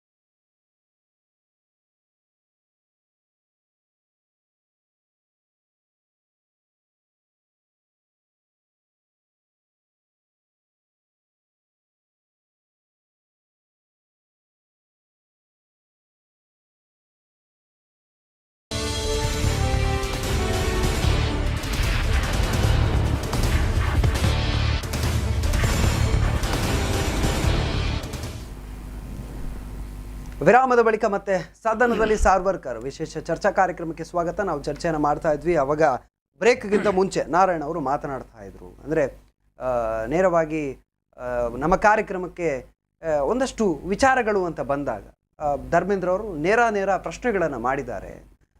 ಇಷ್ಟಿಷ್ಟು ಆರೋಪಗಳಿದೆ, ಆರೋಪಗಳನ್ನು ತಳ್ಳಿ ಹಾಕುವಂಥ ಒಂದು ಏನು ವ್ಯವಸ್ಥಿತವಾದಂಥ ಕಾರ್ಯವನ್ನು BJP ಈ ಮೂಲಕ ಮಾಡ್ತಾ ಇದೆ. ಏನೋ ಒಂದು ಚುನಾವಣೆ ಬರ್ತಾ ಇದೆ ಅಥವಾ ಏನೋ ಒಂದು ಆರೋಪಗಳು ಬರ್ತಾ ಇದೆ, ಸ್ವಲ್ಪ ಸಮಯದಲ್ಲಿ ಏನೋ ಒಂದು ಅವರನ್ನು ಹಿಂದೂಗಳನ್ನಾಗಲಿ ಅಥವಾ BJPಯ ವೋಟರ್ಗಳನ್ನಾಗಲಿ ಸೆಳೆಯುವಂಥ ಪ್ರಯತ್ನ ಮಾಡ್ತಾ ಇದೆ ಅನ್ನುವಂಥ ಒಂದು ಕರೆ ಇದೆ ಸರ್. ಆ ಬಳಿಕ ಮಾತಾಡೋಣ. ಒಂದು ಕರೆ ಇದೆ. ಹಲೋ ಹಲೋ ಹಲೋ ಹಲೋ ನಮಸ್ತೆ. ತಮ್ಮ ಹೆಸರು ಎಲ್ಲಿಂದ ಕರೆ ಮಾಡ್ತಾ ಇದ್ದೀವಿ? ನಾನು ಬೆಳ್ತಂಗಡಿಯಿಂದ. ಓಕೆ, ಮಾತಾಡಿ ಸರ್. ನಮ್ಮ ಹೆಸರು? ನನ್ನ ಹೆಸರು ಶೇಖರ್, ಬೆಳ್ತಂಗಡಿ, ಶೇಖರ್ ನಾಯ್ಲ ಅಂತ. ಓಕೆ, ಮಾತಾಡಿ ಸರ್. ಈಗ ತಮ್ಮ ಇದರಲ್ಲಿ ಒಂದು ಬಹಳ ಮುಖ್ಯವಾಗಿ ಬೆಳಗಾವಿಯ ಓಕೆ ಸುವರ್ಣಸೌಧದಲ್ಲಿ ಸಾವರ್ಕರ್ ಏನು ಫೋಟೋ ಹಾಕಿದ್ದಾರೆ. ಹೌದು ಸರ್.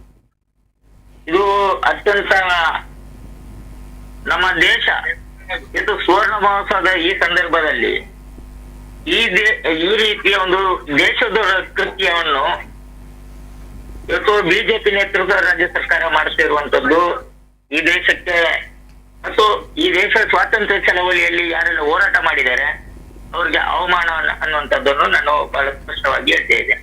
ಹೇಗೆ ಸರ್?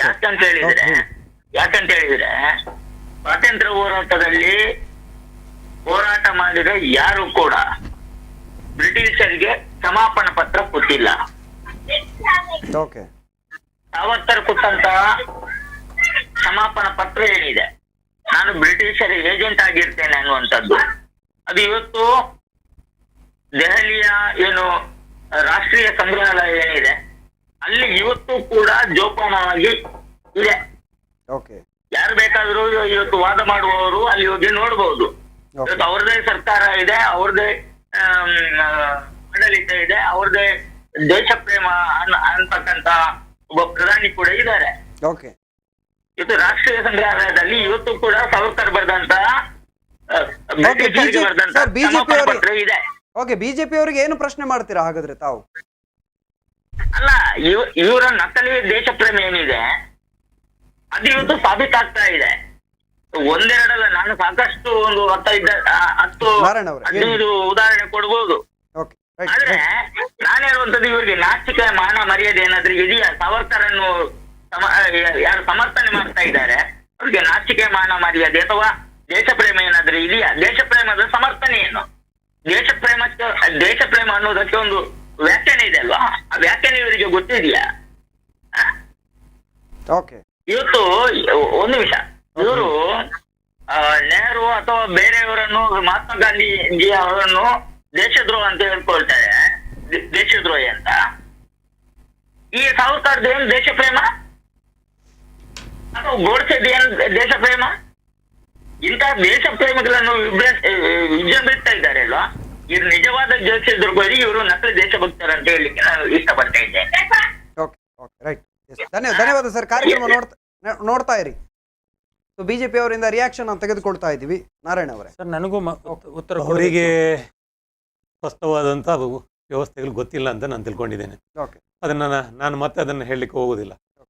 ಆದರೆ ವಸ್ತುಶಃ ಒಬ್ಬ ಸ್ವಾತಂತ್ರ್ಯ ಹೋರಾಟಗಾರ ತನ್ನ ಒಂದು ಯುವಕನ ನೆಲೆಯಲ್ಲಿರ್ತಕ್ಕಂಥ ಸಂದರ್ಭದಲ್ಲಿ ಆ ಒಂದು ಜೀವಮಾನದ ಶ್ರೇಷ್ಠ ಸಾಧನೆ ಮಾಡುವ ಹೊತ್ತಿನಲ್ಲಿ ಆ ಕರಿನೀರಿನ ಜೈಲಿನಲ್ಲಿ ಅವರ ವ್ಯವಸ್ಥೆ ಹೇಗಿರುತ್ತೆ, ಬೆಳಿಗ್ಗೆ ಒಂದು ರೊಟ್ಟಿ ಕೊಟ್ಟು ಆ ಕಾಲಾಪಾನಿಯ ವ್ಯವಸ್ಥೆ ಅಡಿಯಲ್ಲಿ ತನ್ನ ದೇಹವನ್ನು ಬಗ್ಗಿಸಿ ದಂಡಿಸಿ ಅಲ್ಲಿ ಏನು ತೆಂಗಿನ ನಾರಿನ ಮುಖಾಂತರ ಹಗ್ಗವನ್ನು ಮಾಡುವ ಮುಖಾಂತರ ಒಂದು ಕಟಿಬದ್ಧವಾದಂಥ ಒಂದು ಸ್ವಾತಂತ್ರ್ಯ ಸಂಗ್ರಾಮದ ಹೋರಾಟದಲ್ಲಿರ್ತಕ್ಕಂಥ ಒಬ್ಬ ನಾಯಕನನ್ನು ಈ ರೀತಿ ಅಪಮಾನ ಮಾಡುವಂಥ ಶಬ್ದಗಳು ಅವರ ಬಗ್ಗೆ ಮಾಹಿತಿಯ ಕೊರತೆ ಇದೆ. ಅದು ಅವರಿಗೆ ಬಿಟ್ಟಿರ್ತಕ್ಕಂಥ ವಿಚಾರ. ಆದರೆ ಕ್ಷಮಾಪಣ ಪತ್ರ ಅಂತ ಹೇಳಿದರು. ಎಲ್ಲರಿಗೂ ಕೂಡ ಕ್ಷಮಾಪಣ ಪತ್ರಕ್ಕೆ ಅವಕಾಶಗಳಿರುತ್ತೆ. ಕ್ಷಮಾಪಣ ಪತ್ರ ಬರೀಬೇಕಾದ್ರೆ ಅವರೊಂದು ಕಡೆ ಉಲ್ಲೇಖವನ್ನು ಮಾಡ್ತಾರೆ. ವೀರ ಸಾವರ್ಕರ್ ಹೇಳ್ತಾರೆ, ನಾನು ಕ್ಷಮಾಪಣೆ ಪತ್ರವನ್ನು ಯಾಕೆ ಬರೆದಿದ್ದೇನೆ ಅಂತ ಹೇಳಿದರೆ, ನನ್ನ ಜೊತೆ 10 ಸ್ವಾತಂತ್ರ್ಯ ಹೋರಾಟಗಾರರು ನನ್ನ ಜೊತೆ ಈ ವ್ಯವಸ್ಥೆಯಲ್ಲಿ ಜೈಲುವಾಸವನ್ನು ಅನುಭವಿಸಿದ ನಂತರ ದಿನಗಳಲ್ಲಿ ನಾನು ಒಂದು ವೇಳೆ ಬಿಡುಗಡೆಯಾದರೆ ಮತ್ತೊಮ್ಮೆ ರಾಷ್ಟ್ರದ ಕಾರ್ಯವನ್ನು ಮತ್ತು ಸ್ವಾತಂತ್ರ್ಯ ಹೋರಾಟದ ಸಂಗ್ರಾಮದಲ್ಲಿ ನಾನು ಪಾಲ್ಗೊಳ್ಬಹುದು. ಆ ಕಾರಣಕ್ಕೋಸ್ಕರ ನನ್ನ ಆಲೋಚನೆಯ ಮುಖಾಂತರ ಇದನ್ನು ಕೊಟ್ಟಿದ್ದೇನೆ. ಆ ಕ್ಷಮಾಪಣೆ ಪತ್ರವನ್ನು ಕೊಟ್ಟಿರುವಂಥದ್ದು ನನ್ನ ವೈಯಕ್ತಿಕ ಬದುಕಿಗೋಸ್ಕರ ಅಲ್ಲ, ಮತ್ತೆ ಸಮಾಜದ ಮತ್ತು ಈ ದೇಶದ ಸೇವೆಯನ್ನು ಮಾಡ್ತೇನೆ ಮತ್ತು ಸ್ವಾತಂತ್ರ್ಯದ ಹೋರಾಟಕ್ಕೆ ಧುಮುಕ್ತೇನೆ ಅನ್ನುವಂಥ ಒಂದೇ ಒಂದು ಕಾರಣಕ್ಕೋಸ್ಕರ ಕ್ಷಮಾಪಣೆಯನ್ನು ಪತ್ರವನ್ನು ಕೊಡ್ತಾರೆ. 100ಕ್ಕೆ 100 ಗೊತ್ತಿತ್ತು ಸಾವರ್ಕರ್ಗೆ. ಎಲ್ಲರ ಕ್ಷಮಾಪಣೆ ಪತ್ರಗಳು ಕೂಡ ಒಪ್ಪಿಕೊಳ್ತಾರೆ, ನನ್ನ ಕ್ಷಮಾಪಣೆ ಪತ್ರವನ್ನು ಒಪ್ಪಿಕೊಳ್ಳುವುದಿಲ್ಲ ಅಂತೇಳಿ. ಆದರೂ ಕೂಡ ಏನೋ ಒಂದು ಬಯಕೆ, ಒಬ್ಬ ಸ್ವಾತಂತ್ರ್ಯ ಹೋರಾಟಗಾರ ಜೈಲಲ್ಲಿದ್ದುಕೊಂಡು ಏನನ್ನೂ ಸಾಧಿಸಲಿಕ್ಕೆ ಆಗುವುದಿಲ್ಲ ಅನ್ನೋಂಥ ಹತಾಶ ಮನೋಭಾವನೆ ಸಂದರ್ಭದಲ್ಲಿ ತಾನು ಯಾವುದೋ ಒಂದು ಅವಕಾಶವನ್ನು, ನಿಮಗೆ ಗೊತ್ತಿದೆ, ಹಡಗಲ್ಲಿ ಬಂದಿರುವಾಗ ನಾನು ಹಡಗನ್ನು ಹಾರಿ ಮತ್ತೆ ದೇಶದ ಸೇವೆಗಾಗಿ ಎಲ್ಲಾದರೂ ತಪ್ಪಿಸ್ಕೊಂಡು ಹೋಗಿ ಮತ್ತೆ ದೇಶ ಸೇವೆಗೋಸ್ಕರ ನಾನು ದುಡಿತೇನೆ ಅನ್ನೋಂಥ ಮಾನಸಿಕತೆ ಇದೆಯಲ್ಲ, ಅರ್ಥ ಆಗಲಿಲ್ಲ ಕಾಂಗ್ರೆಸ್ನವರಿಗೆ. ಅರ್ಥ ಆಗಲಿಲ್ಲ. ಯಾಕೆ ನಾನು ಇದನ್ನು ಉಲ್ಲೇಖ ಮಾಡಿದೆ ಅಂತ ಹೇಳಿದರೆ, ಯಾವ ವೀರ ಸಾವರ್ಕರ್ ಬಗ್ಗೆ ಡಾಕ್ಯುಮೆಂಟ್ರಿ ಮಾಡಬೇಕಂದಾಗ ಅದೇ ಕಾಂಗ್ರೆಸ್ನ ಇಂದಿರಾ ಗಾಂಧಿಯವರು ಅದಕ್ಕೆ ಸ್ಮಾರಕ ಸಮಿತಿಗೆ ಹಣ ಬಿಡುಗಡೆ ಮಾಡ್ತಾರೆ ಅಂತ ಹೇಳಿದರೆ, ಅವರಲ್ಲಿರ್ತಕ್ಕಂಥ ಭಾವ ಮತ್ತು ಈಗಿನ ಕಾಂಗ್ರೆಸ್ಸಿಗರ ಭಾವನೆಗಳು, ಈಗಿನ ಕಾಂಗ್ರೆಸ್ಸಿನ ಭಾವನೆಗಳಿರುವಂಥದ್ದು ತದ್ವಿರುದ್ಧಗಳು. ಆ ತದ್ವಿರೋಧಗಳ ಮುಖಾಂತರ ಇವತ್ತು ಭಯೋತ್ಪಾದಕರನ್ನ ಬಿಂಬಿಸುವ ಮತ್ತು ಭಯೋತ್ಪಾದಕರನ್ನ ಜೊತೆ ನಿಲ್ಲುವಂತ ಕೆಲಸವನ್ನ ಈಗಿನ ಕಾಂಗ್ರೆಸ್ ನಾಯಕರು ಮಾಡ್ತಾ ಇದ್ದಾರೆ. ಭಯೋತ್ಪಾದನೆಯನ್ನ ಪೋಷಿಸಿಕೊಂಡು ಬಂದಿರುವಂಥದ್ದು ಕಾಂಗ್ರೆಸ್ನ ಇತಿಹಾಸ. ಜನ ಇವತ್ತು ಎಚ್ಚೆತ್ತುಕೊಂಡಿದ್ದಾರೆ.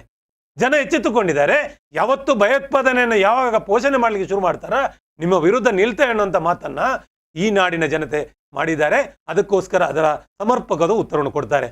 ನಾನೊಂದು ವಿಚಾರವನ್ನು ಉಲ್ಲೇಖ ಮಾಡಲೇಬೇಕು. DKಶಿ ಅವರು ಭಾರಿ ಭಯೋತ್ಪಾದಕ ಉಗ್ರ ಶಾರೀಕನ ಬಗ್ಗೆ ಭಾರಿ ರೀತಿಯ ಒಂದು ಮಾತನ್ನ ಹೇಳಿದರು.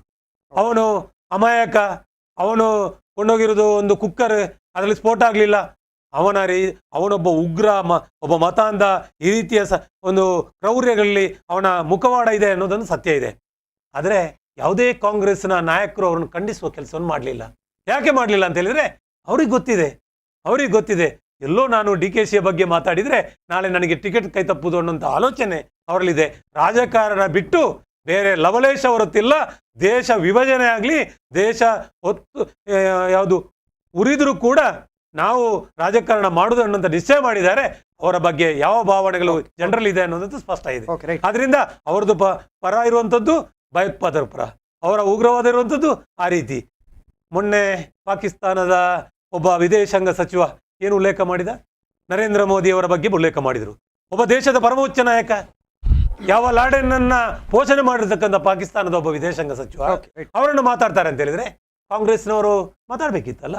ಅವರಿಗೆ ದೇಶ ಫಸ್ಟ್, ನೇಷನ್ ಫಸ್ಟ್ ಅರ್ಥ ಆಗ್ಲಿಲ್ವಾ? ಚೀನಾದಲ್ಲಿ ಗಾಲ್ವಾನ್ ಗಡಿಯಲ್ಲಿ ಇವರು ಮಾಡಿರ್ತಕ್ಕಂಥ ಅವಾಂತರದಿಂದ ಇವತ್ತು ನಾವು ಕೈ ತಪ್ಪುವಂಥ ವ್ಯವಸ್ಥೆಗಳನ್ನ ಅವನು ವಿರೋಧ ಮಾಡುವಂಥ ಕೆಲಸವನ್ನು ಸೈನಿಕರು ಮಾಡಿದಾಗ ಅವರನ್ನ ಪ್ರೋತ್ಸಾಹ ಮಾಡುವಂಥ ಕೆಲಸವನ್ನು ಮಾಡಬೇಕಿತ್ತಲ್ಲ. ಸೈನಿಕರಿಗೆ ಬಟ್ಟೆ ಕೊಡದವರು, ಸೈನಿಕರಿಗೆ ಜಾಕೆಟ್ ಕೊಡದವರು, ಸೈನಿಕರಿಗೆ ಗುಂಡು ಮದ್ದುಗಳನ್ನು ಸಪ್ಲೈ ಮಾಡಿದವರು ಇವತ್ತು ರಾಷ್ಟ್ರದ ಬಗ್ಗೆ ಮಾತಾಡ್ತಾರೆ ಅಂತ ಹೇಳಿದ್ರೆ ನೀವು ಆಲೋಚನೆ ಮಾಡಿ. ಅವರು ಭಯೋತ್ಪಾದಕರ ಪರ ನಿಂತಿರೋದು 100% ಸತ್ಯ ಇದೆ. ಅದನ್ನ ಜನ ಗಮನಿಸಿದ್ದಾರೆ. ಅದಕ್ಕೆ ಉತ್ತರವನ್ನು ಮುಂದಿನ ಚುನಾವಣೆ ನೀಡ್ತಾರೆ. ಧರ್ಮೇಂದ್ರ ಅವರು ಏನು ಹೇಳಕ್ ಬಂದ್ರು ಹೇಳಿ. ನೋಡಿ, ಯಾರಂತೂ ಗೊತ್ತಿಲ್ಲ, ಗೋಡ್ಸೆ ಮತ್ತು ಸಾವರ್ಕರ್ ಬಗ್ಗೆ ಮಾತಾಡಿದರು. ಕ್ಷಮಾರ್ಪಣಾ ಪತ್ರ ಅಂತ ಹೇಳಿದರು. ಸಮರ್ಪಕ ಉತ್ತರವನ್ನು ನಮ್ಮ ನಾರಾಯಣರು ಕೊಟ್ಟರು. ಆದರೆ ಇನ್ನೊಂದು ಗಮನಿಸ್ಕೊಳ್ಬೇಕು. ನೆಹರು ಕೂಡ ಜೈಲಲ್ಲಿದ್ದಾಗ ಕಾಲಪಾನಿ ಕೂಡ ಅಲ್ಲ, ಅಂಡಮಾನ್ ಕೂಡ ಅಲ್ಲ, ಗೃಹ ಬಂಧನದಲ್ಲಿರುವಾಗ ಅಲ್ಲಿ 5 ದಿನ ತಡ್ಕೊಳಕ್ಕಾಗದೆ ತಂದೆಯ ಮುಖಾಂತರ ವೈಸ್ರಾಯನ್ನ ಭೇಟಿ ಮಾಡಿ ಕ್ಷಮಾರ್ಪಣಾ ಪತ್ರವನ್ನು ಬರೆದುಕೊಟ್ಟು, ಇನ್ನು ಮುಂದಕ್ಕೆ ನಾನು ಯಾವುದೇ ಸ್ವಾತಂತ್ರ್ಯ ಚಳವಳಿಯಲ್ಲಿ ಭಾಗವಹಿಸಲ್ಲ, ಇನ್ನು ಮುಂದಕ್ಕೆ ನಾನು ಸತ್ಯಾಗ್ರಹದಲ್ಲೂ ಭಾಗವಹಿಸಲ್ಲ ಅಂತ ಕಾಲು ಹಿಡಿದು ಕ್ಷಮಾರ್ಪಣಾ ಪತ್ರವನ್ನು ಕೊಟ್ಟಿದ್ದು ಈ ಮನುಷ್ಯನಿಗೆ ಗೊತ್ತಿಲ್ವಾ? ಈಗ ಸಾವರ್ಕರ್ ಯಾವ ಉದ್ದೇಶಕ್ಕೋಸ್ಕರ ಕ್ಷಮಾರ್ಪಣೆ ಪತ್ರ ಕೊಟ್ಟರು ಅದನ್ನು ಇಷ್ಟೆಲ್ಲ ವಿಜೃಂಭಿಸುವವರು. ನಾನು ಕೇಳ್ತಾ ಇದ್ದೇನೆ, ಒಂದು ದಿನ ಆದರೂ ಸಿದ್ದರಾಮಯ್ಯನವರು ಜೈಲಿಗೆ ಹೋಗಿದ್ದಾರಾ? ಇಂಥದ್ದೆಲ್ಲ ಪ್ರಶ್ನೆ ಸಹಜವಾಗಿ ಕಾಡುತ್ತೆ ಅಲ್ವಾ? ಸೊ ಇದು ಪ್ರಶ್ನೆ ನೇರವಾಗಿ ಕಾಂಗ್ರೆಸ್ ಮುಖಂಡರ ಮುಂದೆ ಬೀಳುತ್ತೆ ಇವಾಗ. ಯಾಕಂತ ಹೇಳಿದ್ರೆ ಸಾವರ್ಕರ್ ಇದ್ದಂಥ ಜೈಲು, ಅಲ್ಲಿ ಅನುಭವಿಸಿದಂಥ ಕಷ್ಟಗಳಿರ್ಬೋದು, ಜೊತೆಗೆ ಆ ಕ್ಷಮಾಪಣಾ ಪತ್ರ ಬರೆದಿದ್ದಾರೆ. ಅವರು ಹೆಂಗೆ ನಮ್ಮ ರಾಷ್ಟ್ರಪರ ಹೋರಾಟಗಾರರಾಗ್ತಾರೆ ಅನ್ನುವಂಥದ್ದು ಕಾಂಗ್ರೆಸ್ನ ಪ್ರಶ್ನೆ. ಅದಕ್ಕೆ ಇವಾಗ ಉತ್ತರ ನೀಡಬೇಕಾದಂಥ ಅನಿವಾರ್ಯವೂ ಕೂಡ ಕಾಂಗ್ರೆಸ್ನ ಮುಂದಿದೆ. ನೆಹರು ಅವರು ಕೂಡ ಈ ರೀತಿಯ ಕ್ಷಮಾಪಣಾ ಪತ್ರವನ್ನ ಬರೆದಿದ್ರು. ಹಾಗಾದ್ರೆ ಯಾಕಾಗಿ ಸಾವರ್ಕರ್ಗೆ ಈ ರೀತಿಯ ಒಂದು ಮಾತುಗಳನ್ನ ಕಾಂಗ್ರೆಸ್ ಹೇಳುತ್ತೆ? ಏನು ಹೇಳ್ತೀರಿ ಉದಯ? ನೋಡಿ, ಒಂದು ವಿಚಾರ ಒಪ್ಪಲೇಬೇಕು. ದಾಖಲೆಗಳಿವೆ. ನೆಹರು ಅವರು ಕ್ಷಮಾಪಣೆ ಪತ್ರ ಬರೆದಿದ್ರು, ಖಂಡಿತ ಒಪ್ಪಲೇಬೇಕು. ಆದರೆ ಧರ್ಮೇಂದ್ರನ್ನ ಹೇಳುವ ಹೇಗೆ ಕಲರ್ ಮಾಡಿ ಹೇಗೆ ಹೇಳಿದ್ದು ನೋಡಿ, ಆ ರೀತಿಯಲ್ಲೇ ಏನಿರಲಿಲ್ಲ. ಅದೇ ನೀವು ಸಾವರ್ಕರ್ ಅವರು ಬರೆದಂತಹ ಪತ್ರವನ್ನು ನೋಡಿದರೆ ನಾನು ನಿಮಗೆ ವಿಧೇಯಕನಾಗಿರುತ್ತೇನೆ ಅಂತ ಹೇಳಿ ಉಲ್ಲೇಖ ಮಾಡಿದಂಥ ವಾಕ್ಯಗಳಿವೆ. ಆ ರೀತಿಯಾದಂತಹ ಯಾವುದೇ ಒಂದು ಉಲ್ಲೇಖಗಳು ಜವಾಹರ್ಲಾಲ್ ನೆಹರು ಅವರು ಮಾಡಲಿ. ಒಂದು. ಎರಡನೇದು, ಎಷ್ಟು ಪತ್ರಗಳು ಬರೆದಿದ್ದಾರೆ ಅಂತ ಹೇಳಿದರೆ ನಮ್ಮ ಸಹೋದರರಿಗೆ ಗೊತ್ತಿರಬಹುದು. ಅದರ ಉಲ್ಲೇಖ ಬೇಡ ಈಗ ನಮ್ಗೆ. ಯಾಕಂದರೆ ಸಾವರ್ಕರ್ ಅವರ ಇಂಡೆಪ್ತ್ ಆಗಿ ಈಗ ಇಳಿಲಿಕ್ಕೆ ಹೋದರೆ ಸುಮಾರು ವಿಚಾರಗಳಿವೆ ಮಾತಾಡಲಿಕ್ಕೆ ಹೋದರೆ. ಮತ್ತೆ ಇವಾಗ ಏನು ಹೇಳ್ತಾರೆ, ಈಗ ಫೋಟೋ ಅನಾವರಣೆ ಮಾಡಿದ್ರು, ಅದರ ಒಟ್ಟಿಗೆ ಅವರು ಒಂದು ಕೆಲಸ ಮಾಡಲಿ BJP ಸರ್ಕಾರದವರು, ಅವರು ಎಷ್ಟೆಲ್ಲ ಕ್ಷಮಾಪಣಾ ಪತ್ರಗಳು ಸರ್ಕಾರಕ್ಕೆ ಬರೆದಿದ್ದಾರೆ ನೋಡಿ ಆ 10 ವರ್ಷದ ಗ್ಯಾಪಿನಲ್ಲಿ, ಅದನ್ನೆಲ್ಲ ಅದರದ್ದು ಒಂದು ಫ್ರೇಮ್ ಮಾಡಿ ಸದನದಲ್ಲಿ ಹಾಕಲಿ. ಮತ್ತೆ ಅದರ ಒಟ್ಟಿಗೆ ಇವರೊಂದು ಕೆಲಸ ಮಾಡಲಿ, ಅವರು ಬಾಕಿ ಎಲ್ಲ ಸ್ವತಂತ್ರ ಹೋರಾಟಗಾರರು ಆನಂತರ ರಿಲೀಸ್ ಆಗಿ ಬಂದ ಮೇಲೆ ಸರ್ಕಾರಕ್ಕೆ ಏನೇನೋ ಬೇರೆ ಬೇರೆ ವಿಷಯಗಳಲ್ಲೆಲ್ಲ ಲೆಟರ್ ಬರೆದಿದ್ದಾಗ ಸಾವರ್ಕರ್ ಅವರು ನನ್ನ ಪೆನ್ಷನನ್ನು ಜಾಸ್ತಿ ಮಾಡಿ ಅಂತ ಹೇಳಿ ಸರ್ಕಾರಕ್ಕೆ ಲೆಟರ್ ಬರೆದ ದಾಖಲೆಗಳು ಇವೆ. ಅದನ್ನು ಕೂಡ ಒಂದು ದಯವಿಟ್ಟು ಅವರು ಫ್ರೇಮ್ ಮಾಡಿ ಅಲ್ಲಿ ಹಾಕಲಿ. ಮತ್ತು ಅಣ್ಣವರು ತುಂಬ ಕಲರ್ ಆಗಿ ಎಲ್ಲ ವಿಶ್ಲೇಷಣೆಗಳೆಲ್ಲ ಕೊಟ್ಟರು. ಕಾಂಗ್ರೆಸ್ ಅದು ಮಾಡಿದೆ, ಇದು ಮಾಡಿದೆ ಎಲ್ಲ. ನೋಡಿ, ನಾನು ಒಂದೇ ಮಾತಲ್ಲಿ ಹೇಳಲಿಕ್ಕೆ ಇಷ್ಟಪಡ್ತೀನಿ ಇವರಿಗೆ, ನಾವು ಏನು ಮಾಡಿದ್ದೇವ, ನಮಗೆ ಜನರು ಬುದ್ಧಿ ಕಲಿಸಿದ್ದಾರೆ. ನಾವು ಮಾಡಿದ್ದನ್ನು ನೀವು ಯಾಕೆ ಮಾಡ್ತೀರಿ? ನೀವು ಸರಿಯಲ್ಲಿ ಸರ್ಕಾರ ನಡೆಸಿ ಅಲ್ಲ, ನಿಮಗೆ ಸಹ ಜನರು ಅವಕಾಶ ಕೊಟ್ಟಿದ್ದಾರೆ. ಮತ್ತು ಇವಾಗ ಇವರು ಹೇಳ್ತಿದ್ದಾರೆ ಜನರೆಲ್ಲ ನೋಡ್ತಾರೆ. ಹೌದು ಸ್ವಾಮಿ, ಜನರು ನೋಡ್ತಿದ್ದಾರೆ, ಜನರಿಗೂ ಅರ್ಥ ಆಗಿದೆ ಈ BJP ಸರ್ಕಾರದಲ್ಲಿ ಇನ್ನೂ ನಮಗೆ ಉಳಿಗಾಲ ಇಲ್ಲ ಅಂತೇಳಿ. ಇವರ BJPಯವರು ಬಾಯಿ ಬಿಟ್ಟರೆ ಅವರ ಬಾಯಿಂದ ಬರೋದು ಖಾಲಿ ಒಂದು ಮುಸಲ್ಮಾನರು, ಚೈನಾ, ಪಾಕಿಸ್ತಾನ ಮತ್ತು ಲಾಸ್ಟಿಗೆ ಸೈನಿಕರು. ಈ 4 ವಿಚಾರ ಬಿಟ್ಟರೆ ಅವರ ಹತ್ರ ಬೇರೆ ಯಾವುದು ವಿಚಾರಗಳು ಇಲ್ಲ.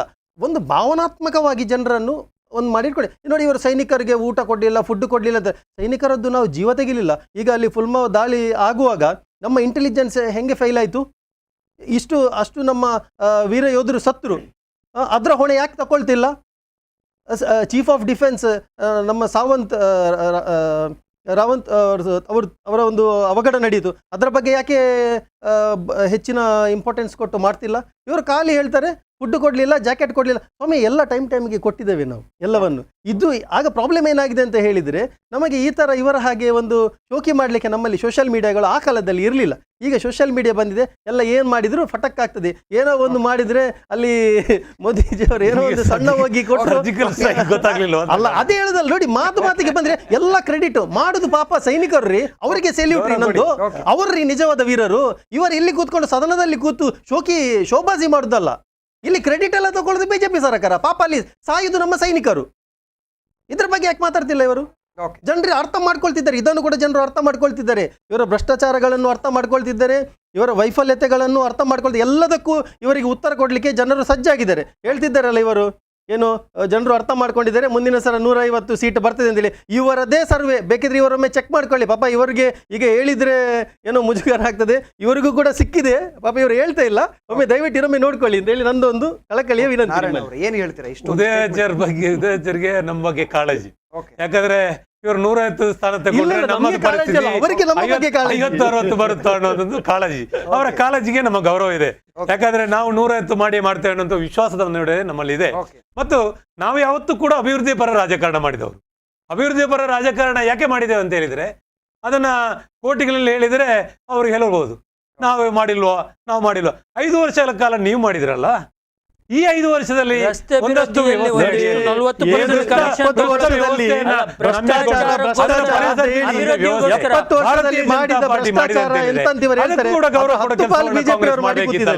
ಕಾಂಗ್ರೆಸ್ನವರು ಹೇಳಿದ್ದಾರೆ. ನಾನು ಹೇಳ್ಬೇಕಂತಿಲ್ಲ, ಆಗ ಹೇಳಿದಲ್ಲ, ನಾವು ನಮ್ಮ ತಾತ ಮುತ್ತಾತನವರಿಗೆ ಬೇಕಾದಷ್ಟು ಮಾಡಿಕೊಂಡಿದ್ದೇವೆ. ಎಲ್ಲಿದೆ ಅಂತ ಹೇಳಿದ್ರೆ ಅದನ್ನ ರಾಜೀವ್ ಗಾಂಧಿ ಭಾರತೀಯ ಜನತಾ ಪಾರ್ಟಿ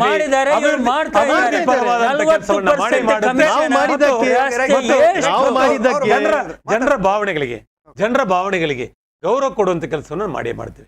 ನಾವು ಹೇಳಲಿಕ್ಕೆ ಹೋದ್ರೆ, ನಿಮಗೆ ಸಂಖ್ಯಾ ಲೆಕ್ಕಾಚಾರಗಳು ಹೇಳಲಿಕ್ಕೆ ಹೋದ್ರೆ, ವಿಧಾನಸಭಾ ಕ್ಷೇತ್ರವಾರ ಪಟ್ಟಿ ತಗೊಂಡ್ರೆ ಒಂದೊಂದು ವಿಧಾನಸಭಾ ಕ್ಷೇತ್ರಕ್ಕೂ ಸುಮಾರು 2,000 ಕೋಟಿ 3,000 ಕೋಟಿ ಅಷ್ಟು ಅನುದಾನ ಕೊಡುವಂತ ಕೆಲಸವನ್ನ ಇವತ್ತು ಗ್ರಾಮೀಣ ರಸ್ತೆಗಳು ಪರಿಪೂರ್ಣವಾಗಿ ಮಾಡಿದ್ರೆ ಅದು ಭಾರತೀಯ ಜನತಾ ಪಾರ್ಟಿ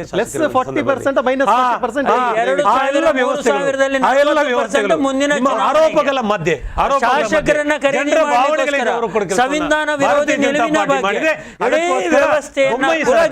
ಬೊಮ್ಮಾಯಿ ಸರ್ಕಾರ ಅತ್ಯಂತ ಸಹರ್ಷದಿಂದ ಹೋದಲ್ಲೆಲ್ಲ ಕಡೆ ಜನ ಪ್ರೀತಿಯಿಂದ ಸ್ವೀಕಾರ ಮಾಡ್ತಾರೆ. 10 ಜನ ಯಾವುದೋ ಬಿಜೆಪಿಯ ಶಾಸಕರಿಲ್ಲದಂತ ಒಂದು ಪರಿಸ್ಥಿತಿಯಲ್ಲಿರ್ತಕ್ಕಂಥ ಒಂದು ಕ್ಷೇತ್ರದಲ್ಲಿ ಕೂಡ ಸುಮಾರು 15,000 20,000 ಜನ ಸೇರುವಂತ ಆಲೋಚನೆಗಳು ಬರುವುದು ಅಂತ ಆದ್ರೆ ನೀವು ಆಲೋಚನೆ ಮಾಡಿ. ಮೈಸೂರು ಭಾಗದಲ್ಲಿ ಕೂಡ ಭಾರತೀಯ ಜನತಾ ಪಾರ್ಟಿ ಗೆಲ್ಲುತ್ತೆ, ಕಲ್ಯಾಣ ಕರ್ನಾಟಕದಲ್ಲಿ ಭಾರತೀಯ ಜನತಾ ಪಾರ್ಟಿ ಇದೆ. ಅದಕ್ಕೋಸ್ಕರ ಆ ಗೌರವಗಳು ಸಲ್ಲುತ್ತೆ. ಒಂದು ಕುತೂಹಲಕ್ಕೋಸ್ಕರ ಒಂದು ಪ್ರಶ್ನೆ ಕೇಳುತ್ತೇನೆ.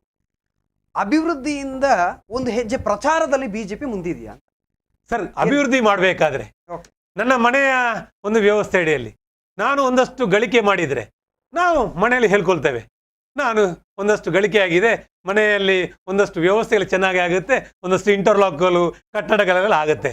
ಅದನ್ನ 10 ಜನ ನೋಡ್ತಾರೆ, 10 ಜನ ಖುಷಿ ಪಡ್ತೇವೆ. ನಾವು ಆ ಖುಷಿ ಪಡುವ ಕೆಲಸವನ್ನ ಭಾರತೀಯ ಜನತಾ ಪಾರ್ಟಿಯ ಜನಪ್ರತಿನಿಧಿಗಳು ಮಾಡಿದಾಗ ನಮ್ಮಂತ ಕಾರ್ಯಕರ್ತರು ಸೋಷಿಯಲ್ ಮೀಡಿಯಾ ಮುಖಾಂತರ 10 ಮಾಧ್ಯಮಗಳ ಮುಖಾಂತರ ಹಂಚುವ ಕೆಲಸವನ್ನು ಮಾಡಿದ್ದೇವೆ. ನಾವು ಹೇಳಿರುವಂಥದ್ದು ನಮ್ಮ ಕೆಲಸ ಹೀಗೆ ಮಾಡಿದ್ದೇವೆ, ಜನರಿಗೆ ಅದು ಮುಟ್ಟಿದೆ. ನನ್ನಲ್ಲೇ ಮೊದಲೊಮ್ಮೆ ಹೇಳಿದರು, ನಮ್ಮ ವಾಜಪೇಯಿ ಸರ್ಕಾರ ಇರುವಂಥ ಸಂದರ್ಭದಲ್ಲಿ ಅತ್ಯದ್ಭುತವಾದ ಕೆಲಸಗಳಾಯಿತು. ಆದರೆ ನಮ್ಮ ಕಾರ್ಯಕರ್ತರು ಅದನ್ನು ಮಣಗಲಿಗೆ ಮುಟ್ಟಿಸುವಂಥ ವ್ಯವಸ್ಥೆ ಮಾಡಲಿಲ್ಲ.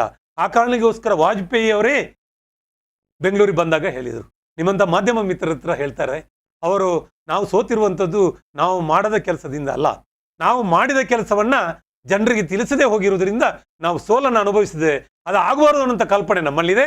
ಅದಕ್ಕೋಸ್ಕರ ನಾವು ಮಾಡಿರ್ತಕ್ಕಂಥ ಒಳ್ಳೆಯ ಕೆಲಸವನ್ನ 10 ಜನರಿಗೆ ಹಂಚುವ ಮತ್ತು 10 ಜನರಿಗೆ ತಿಳಿಸುವಂಥ ಕೆಲಸವನ್ನ ಮತ್ತು ಅದರಿಂದ 10 ಕುಟುಂಬಗಳಿಗೆ ಪ್ರಯೋಜನ ಆಗಬೇಕು ಅನ್ನೋಂಥ ಕಲ್ಪನೆ ನಮ್ಮಲ್ಲಿರೋದ್ರಿಂದಲೇ ಅದು ಸಾರ್ವಜನಿಕವಾಗಿ ಜನಜನಿತವಾಗಿ. ರೈಟ್. ಇನ್ನೊಂದು ಪ್ರಶ್ನೆ ಸರ್, ಬಿಜೆಪಿಯನ್ನ ವಿರೋಧಿಸಿದ್ರೆ ಆತ ದೇಶ ವಿರೋಧಿ ಆಗ್ತಾನೆ. ಬಿಜೆಪಿಯನ್ನ ಪ್ರಶ್ನೆನೇ ಮಾಡಬಾರ್ದ? ಹಾಗಾದ್ರೆ ಬಿಜೆಪಿಯ ನಿರ್ಧಾರಗಳನ್ನ ಪ್ರಶ್ನೆ ಮಾಡಬಾರ್ದು. ಕಾಂಗ್ರೆಸ್ನವರು ಎಲ್ಲಿ ಪ್ರಶ್ನೆ ಮಾಡಲಿಲ್ಲ, ಅಲ್ಲ ಅಥವಾ ಬೇರೆ ವಿರೋಧ ಪಕ್ಷದವರು ಎಲ್ಲಿ ಪ್ರಶ್ನೆ ಮಾಡಲಿಲ್ಲ? ಎಲ್ಲರೂ ಕೂಡ ಪ್ರಶ್ನೆ ಮಾಡಿದ್ರೆ ನಾನು ಪ್ರಶ್ನೆ ಮಾಡಿದಕ್ಕೆ ಕೇಳ್ತಾ ಮಾಡಬೇಕಾದ್ರೆ ಒಂದು ಬಿಜೆಪಿ ಆ ಪಟ್ಟವನ್ನು ಯಾಕೆ ಕಟ್ಟುತ್ತೆ? ದೇಶಪ್ರೇಮಿ ಸಂಘಟನೆ, ದೇಶಪ್ರೇಮಿ ರಾಜಕಾರಣದಲ್ಲಿ ದೇಶಪ್ರೇಮಿ ಸಂಘಟನೆಯ ವ್ಯವಸ್ಥಿತವಾದ ಸರ್ಕಾರವನ್ನ ಮಾಡಿದಾಗ ಇವತ್ತು 303 ಜನ ಸಂಸದರಿರುವಂತ, ಅನೇಕ ರಾಜ್ಯದಲ್ಲಿ ಆಡಳಿತ ಇರುವಂತ ಭಾರತೀಯ ಜನತಾ ಪಾರ್ಟಿನ ಮತ್ತೊಮ್ಮೆ ಮೊನ್ನೆ ಗುಜರಾತ್ ಚುನಾವಣೆ ಆಯ್ತು, 150 ಸ್ಥಾನಗಳಿಗಿಂತ ಹೆಚ್ಚು ಬರಬೇಕಾದ್ರೆ ಜನರು ಅಲ್ಲಿ ಭಾವನೆಗಳಿಗೆ ಅಲ್ಲಿ ಕೊಟ್ಟಿರುವಂತ ಗೌರವ ಎಲ್ಲವೂ ಕೂಡ ನಮ್ಮ ಆಲೋಚನೆಗಳನ್ನ, ನಮ್ಮ ಅಭಿವೃದ್ಧಿ ಕೆಲಸ ಕಾರ್ಯಗಳನ್ನ ಮತ್ತು ಸರ್, ಬಿಜೆಪಿಯನ್ನ ಪ್ರಶ್ನೆ ಮಾಡಿದ್ರೆ, ಬಿಜೆಪಿಯ ಒಂದು ಯಾವುದೇ ವಿಚಾರವನ್ನ ಪ್ರಶ್ನೆ ಮಾಡಿದ್ರೆ ಅವ ದೇಶ ವಿರೋಧಿ ಆಗ್ತಾನೆ ಅಥವಾ ಎಲ್ಲಿ ಹೇಳಿದೆ ಸರ್? ಎಲ್ಲಿ ಹೇಳಿದ್ರೆ ಕುಮಾರ್ರೆ? ನೀವು ಆಲೋಚನೆ ಮಾಡಿ ಕುಮಾರ್ರೆ, ಇದು ಯಾರೋ ಒಬ್ಬ ಬಿತ್ತು ಅಂತ ವ್ಯವಸ್ಥೆಗಳು, ಇದು ಎಲ್ಲೋ ಫಲ ಕೊಡುತ್ತೆ, ಎಲ್ಲೋ ಮೊಳಕೆ ಹೊಡುತ್ತೆ ಅನ್ನುವಂಥ ಕಲ್ಪನೆ ಇದೆ ಕಾಂಗ್ರೆಸ್ನವರಿಗೆ. ಅದು ನಿಮ್ಮಲ್ಲಿ ಆಗೋದಿಲ್ಲ.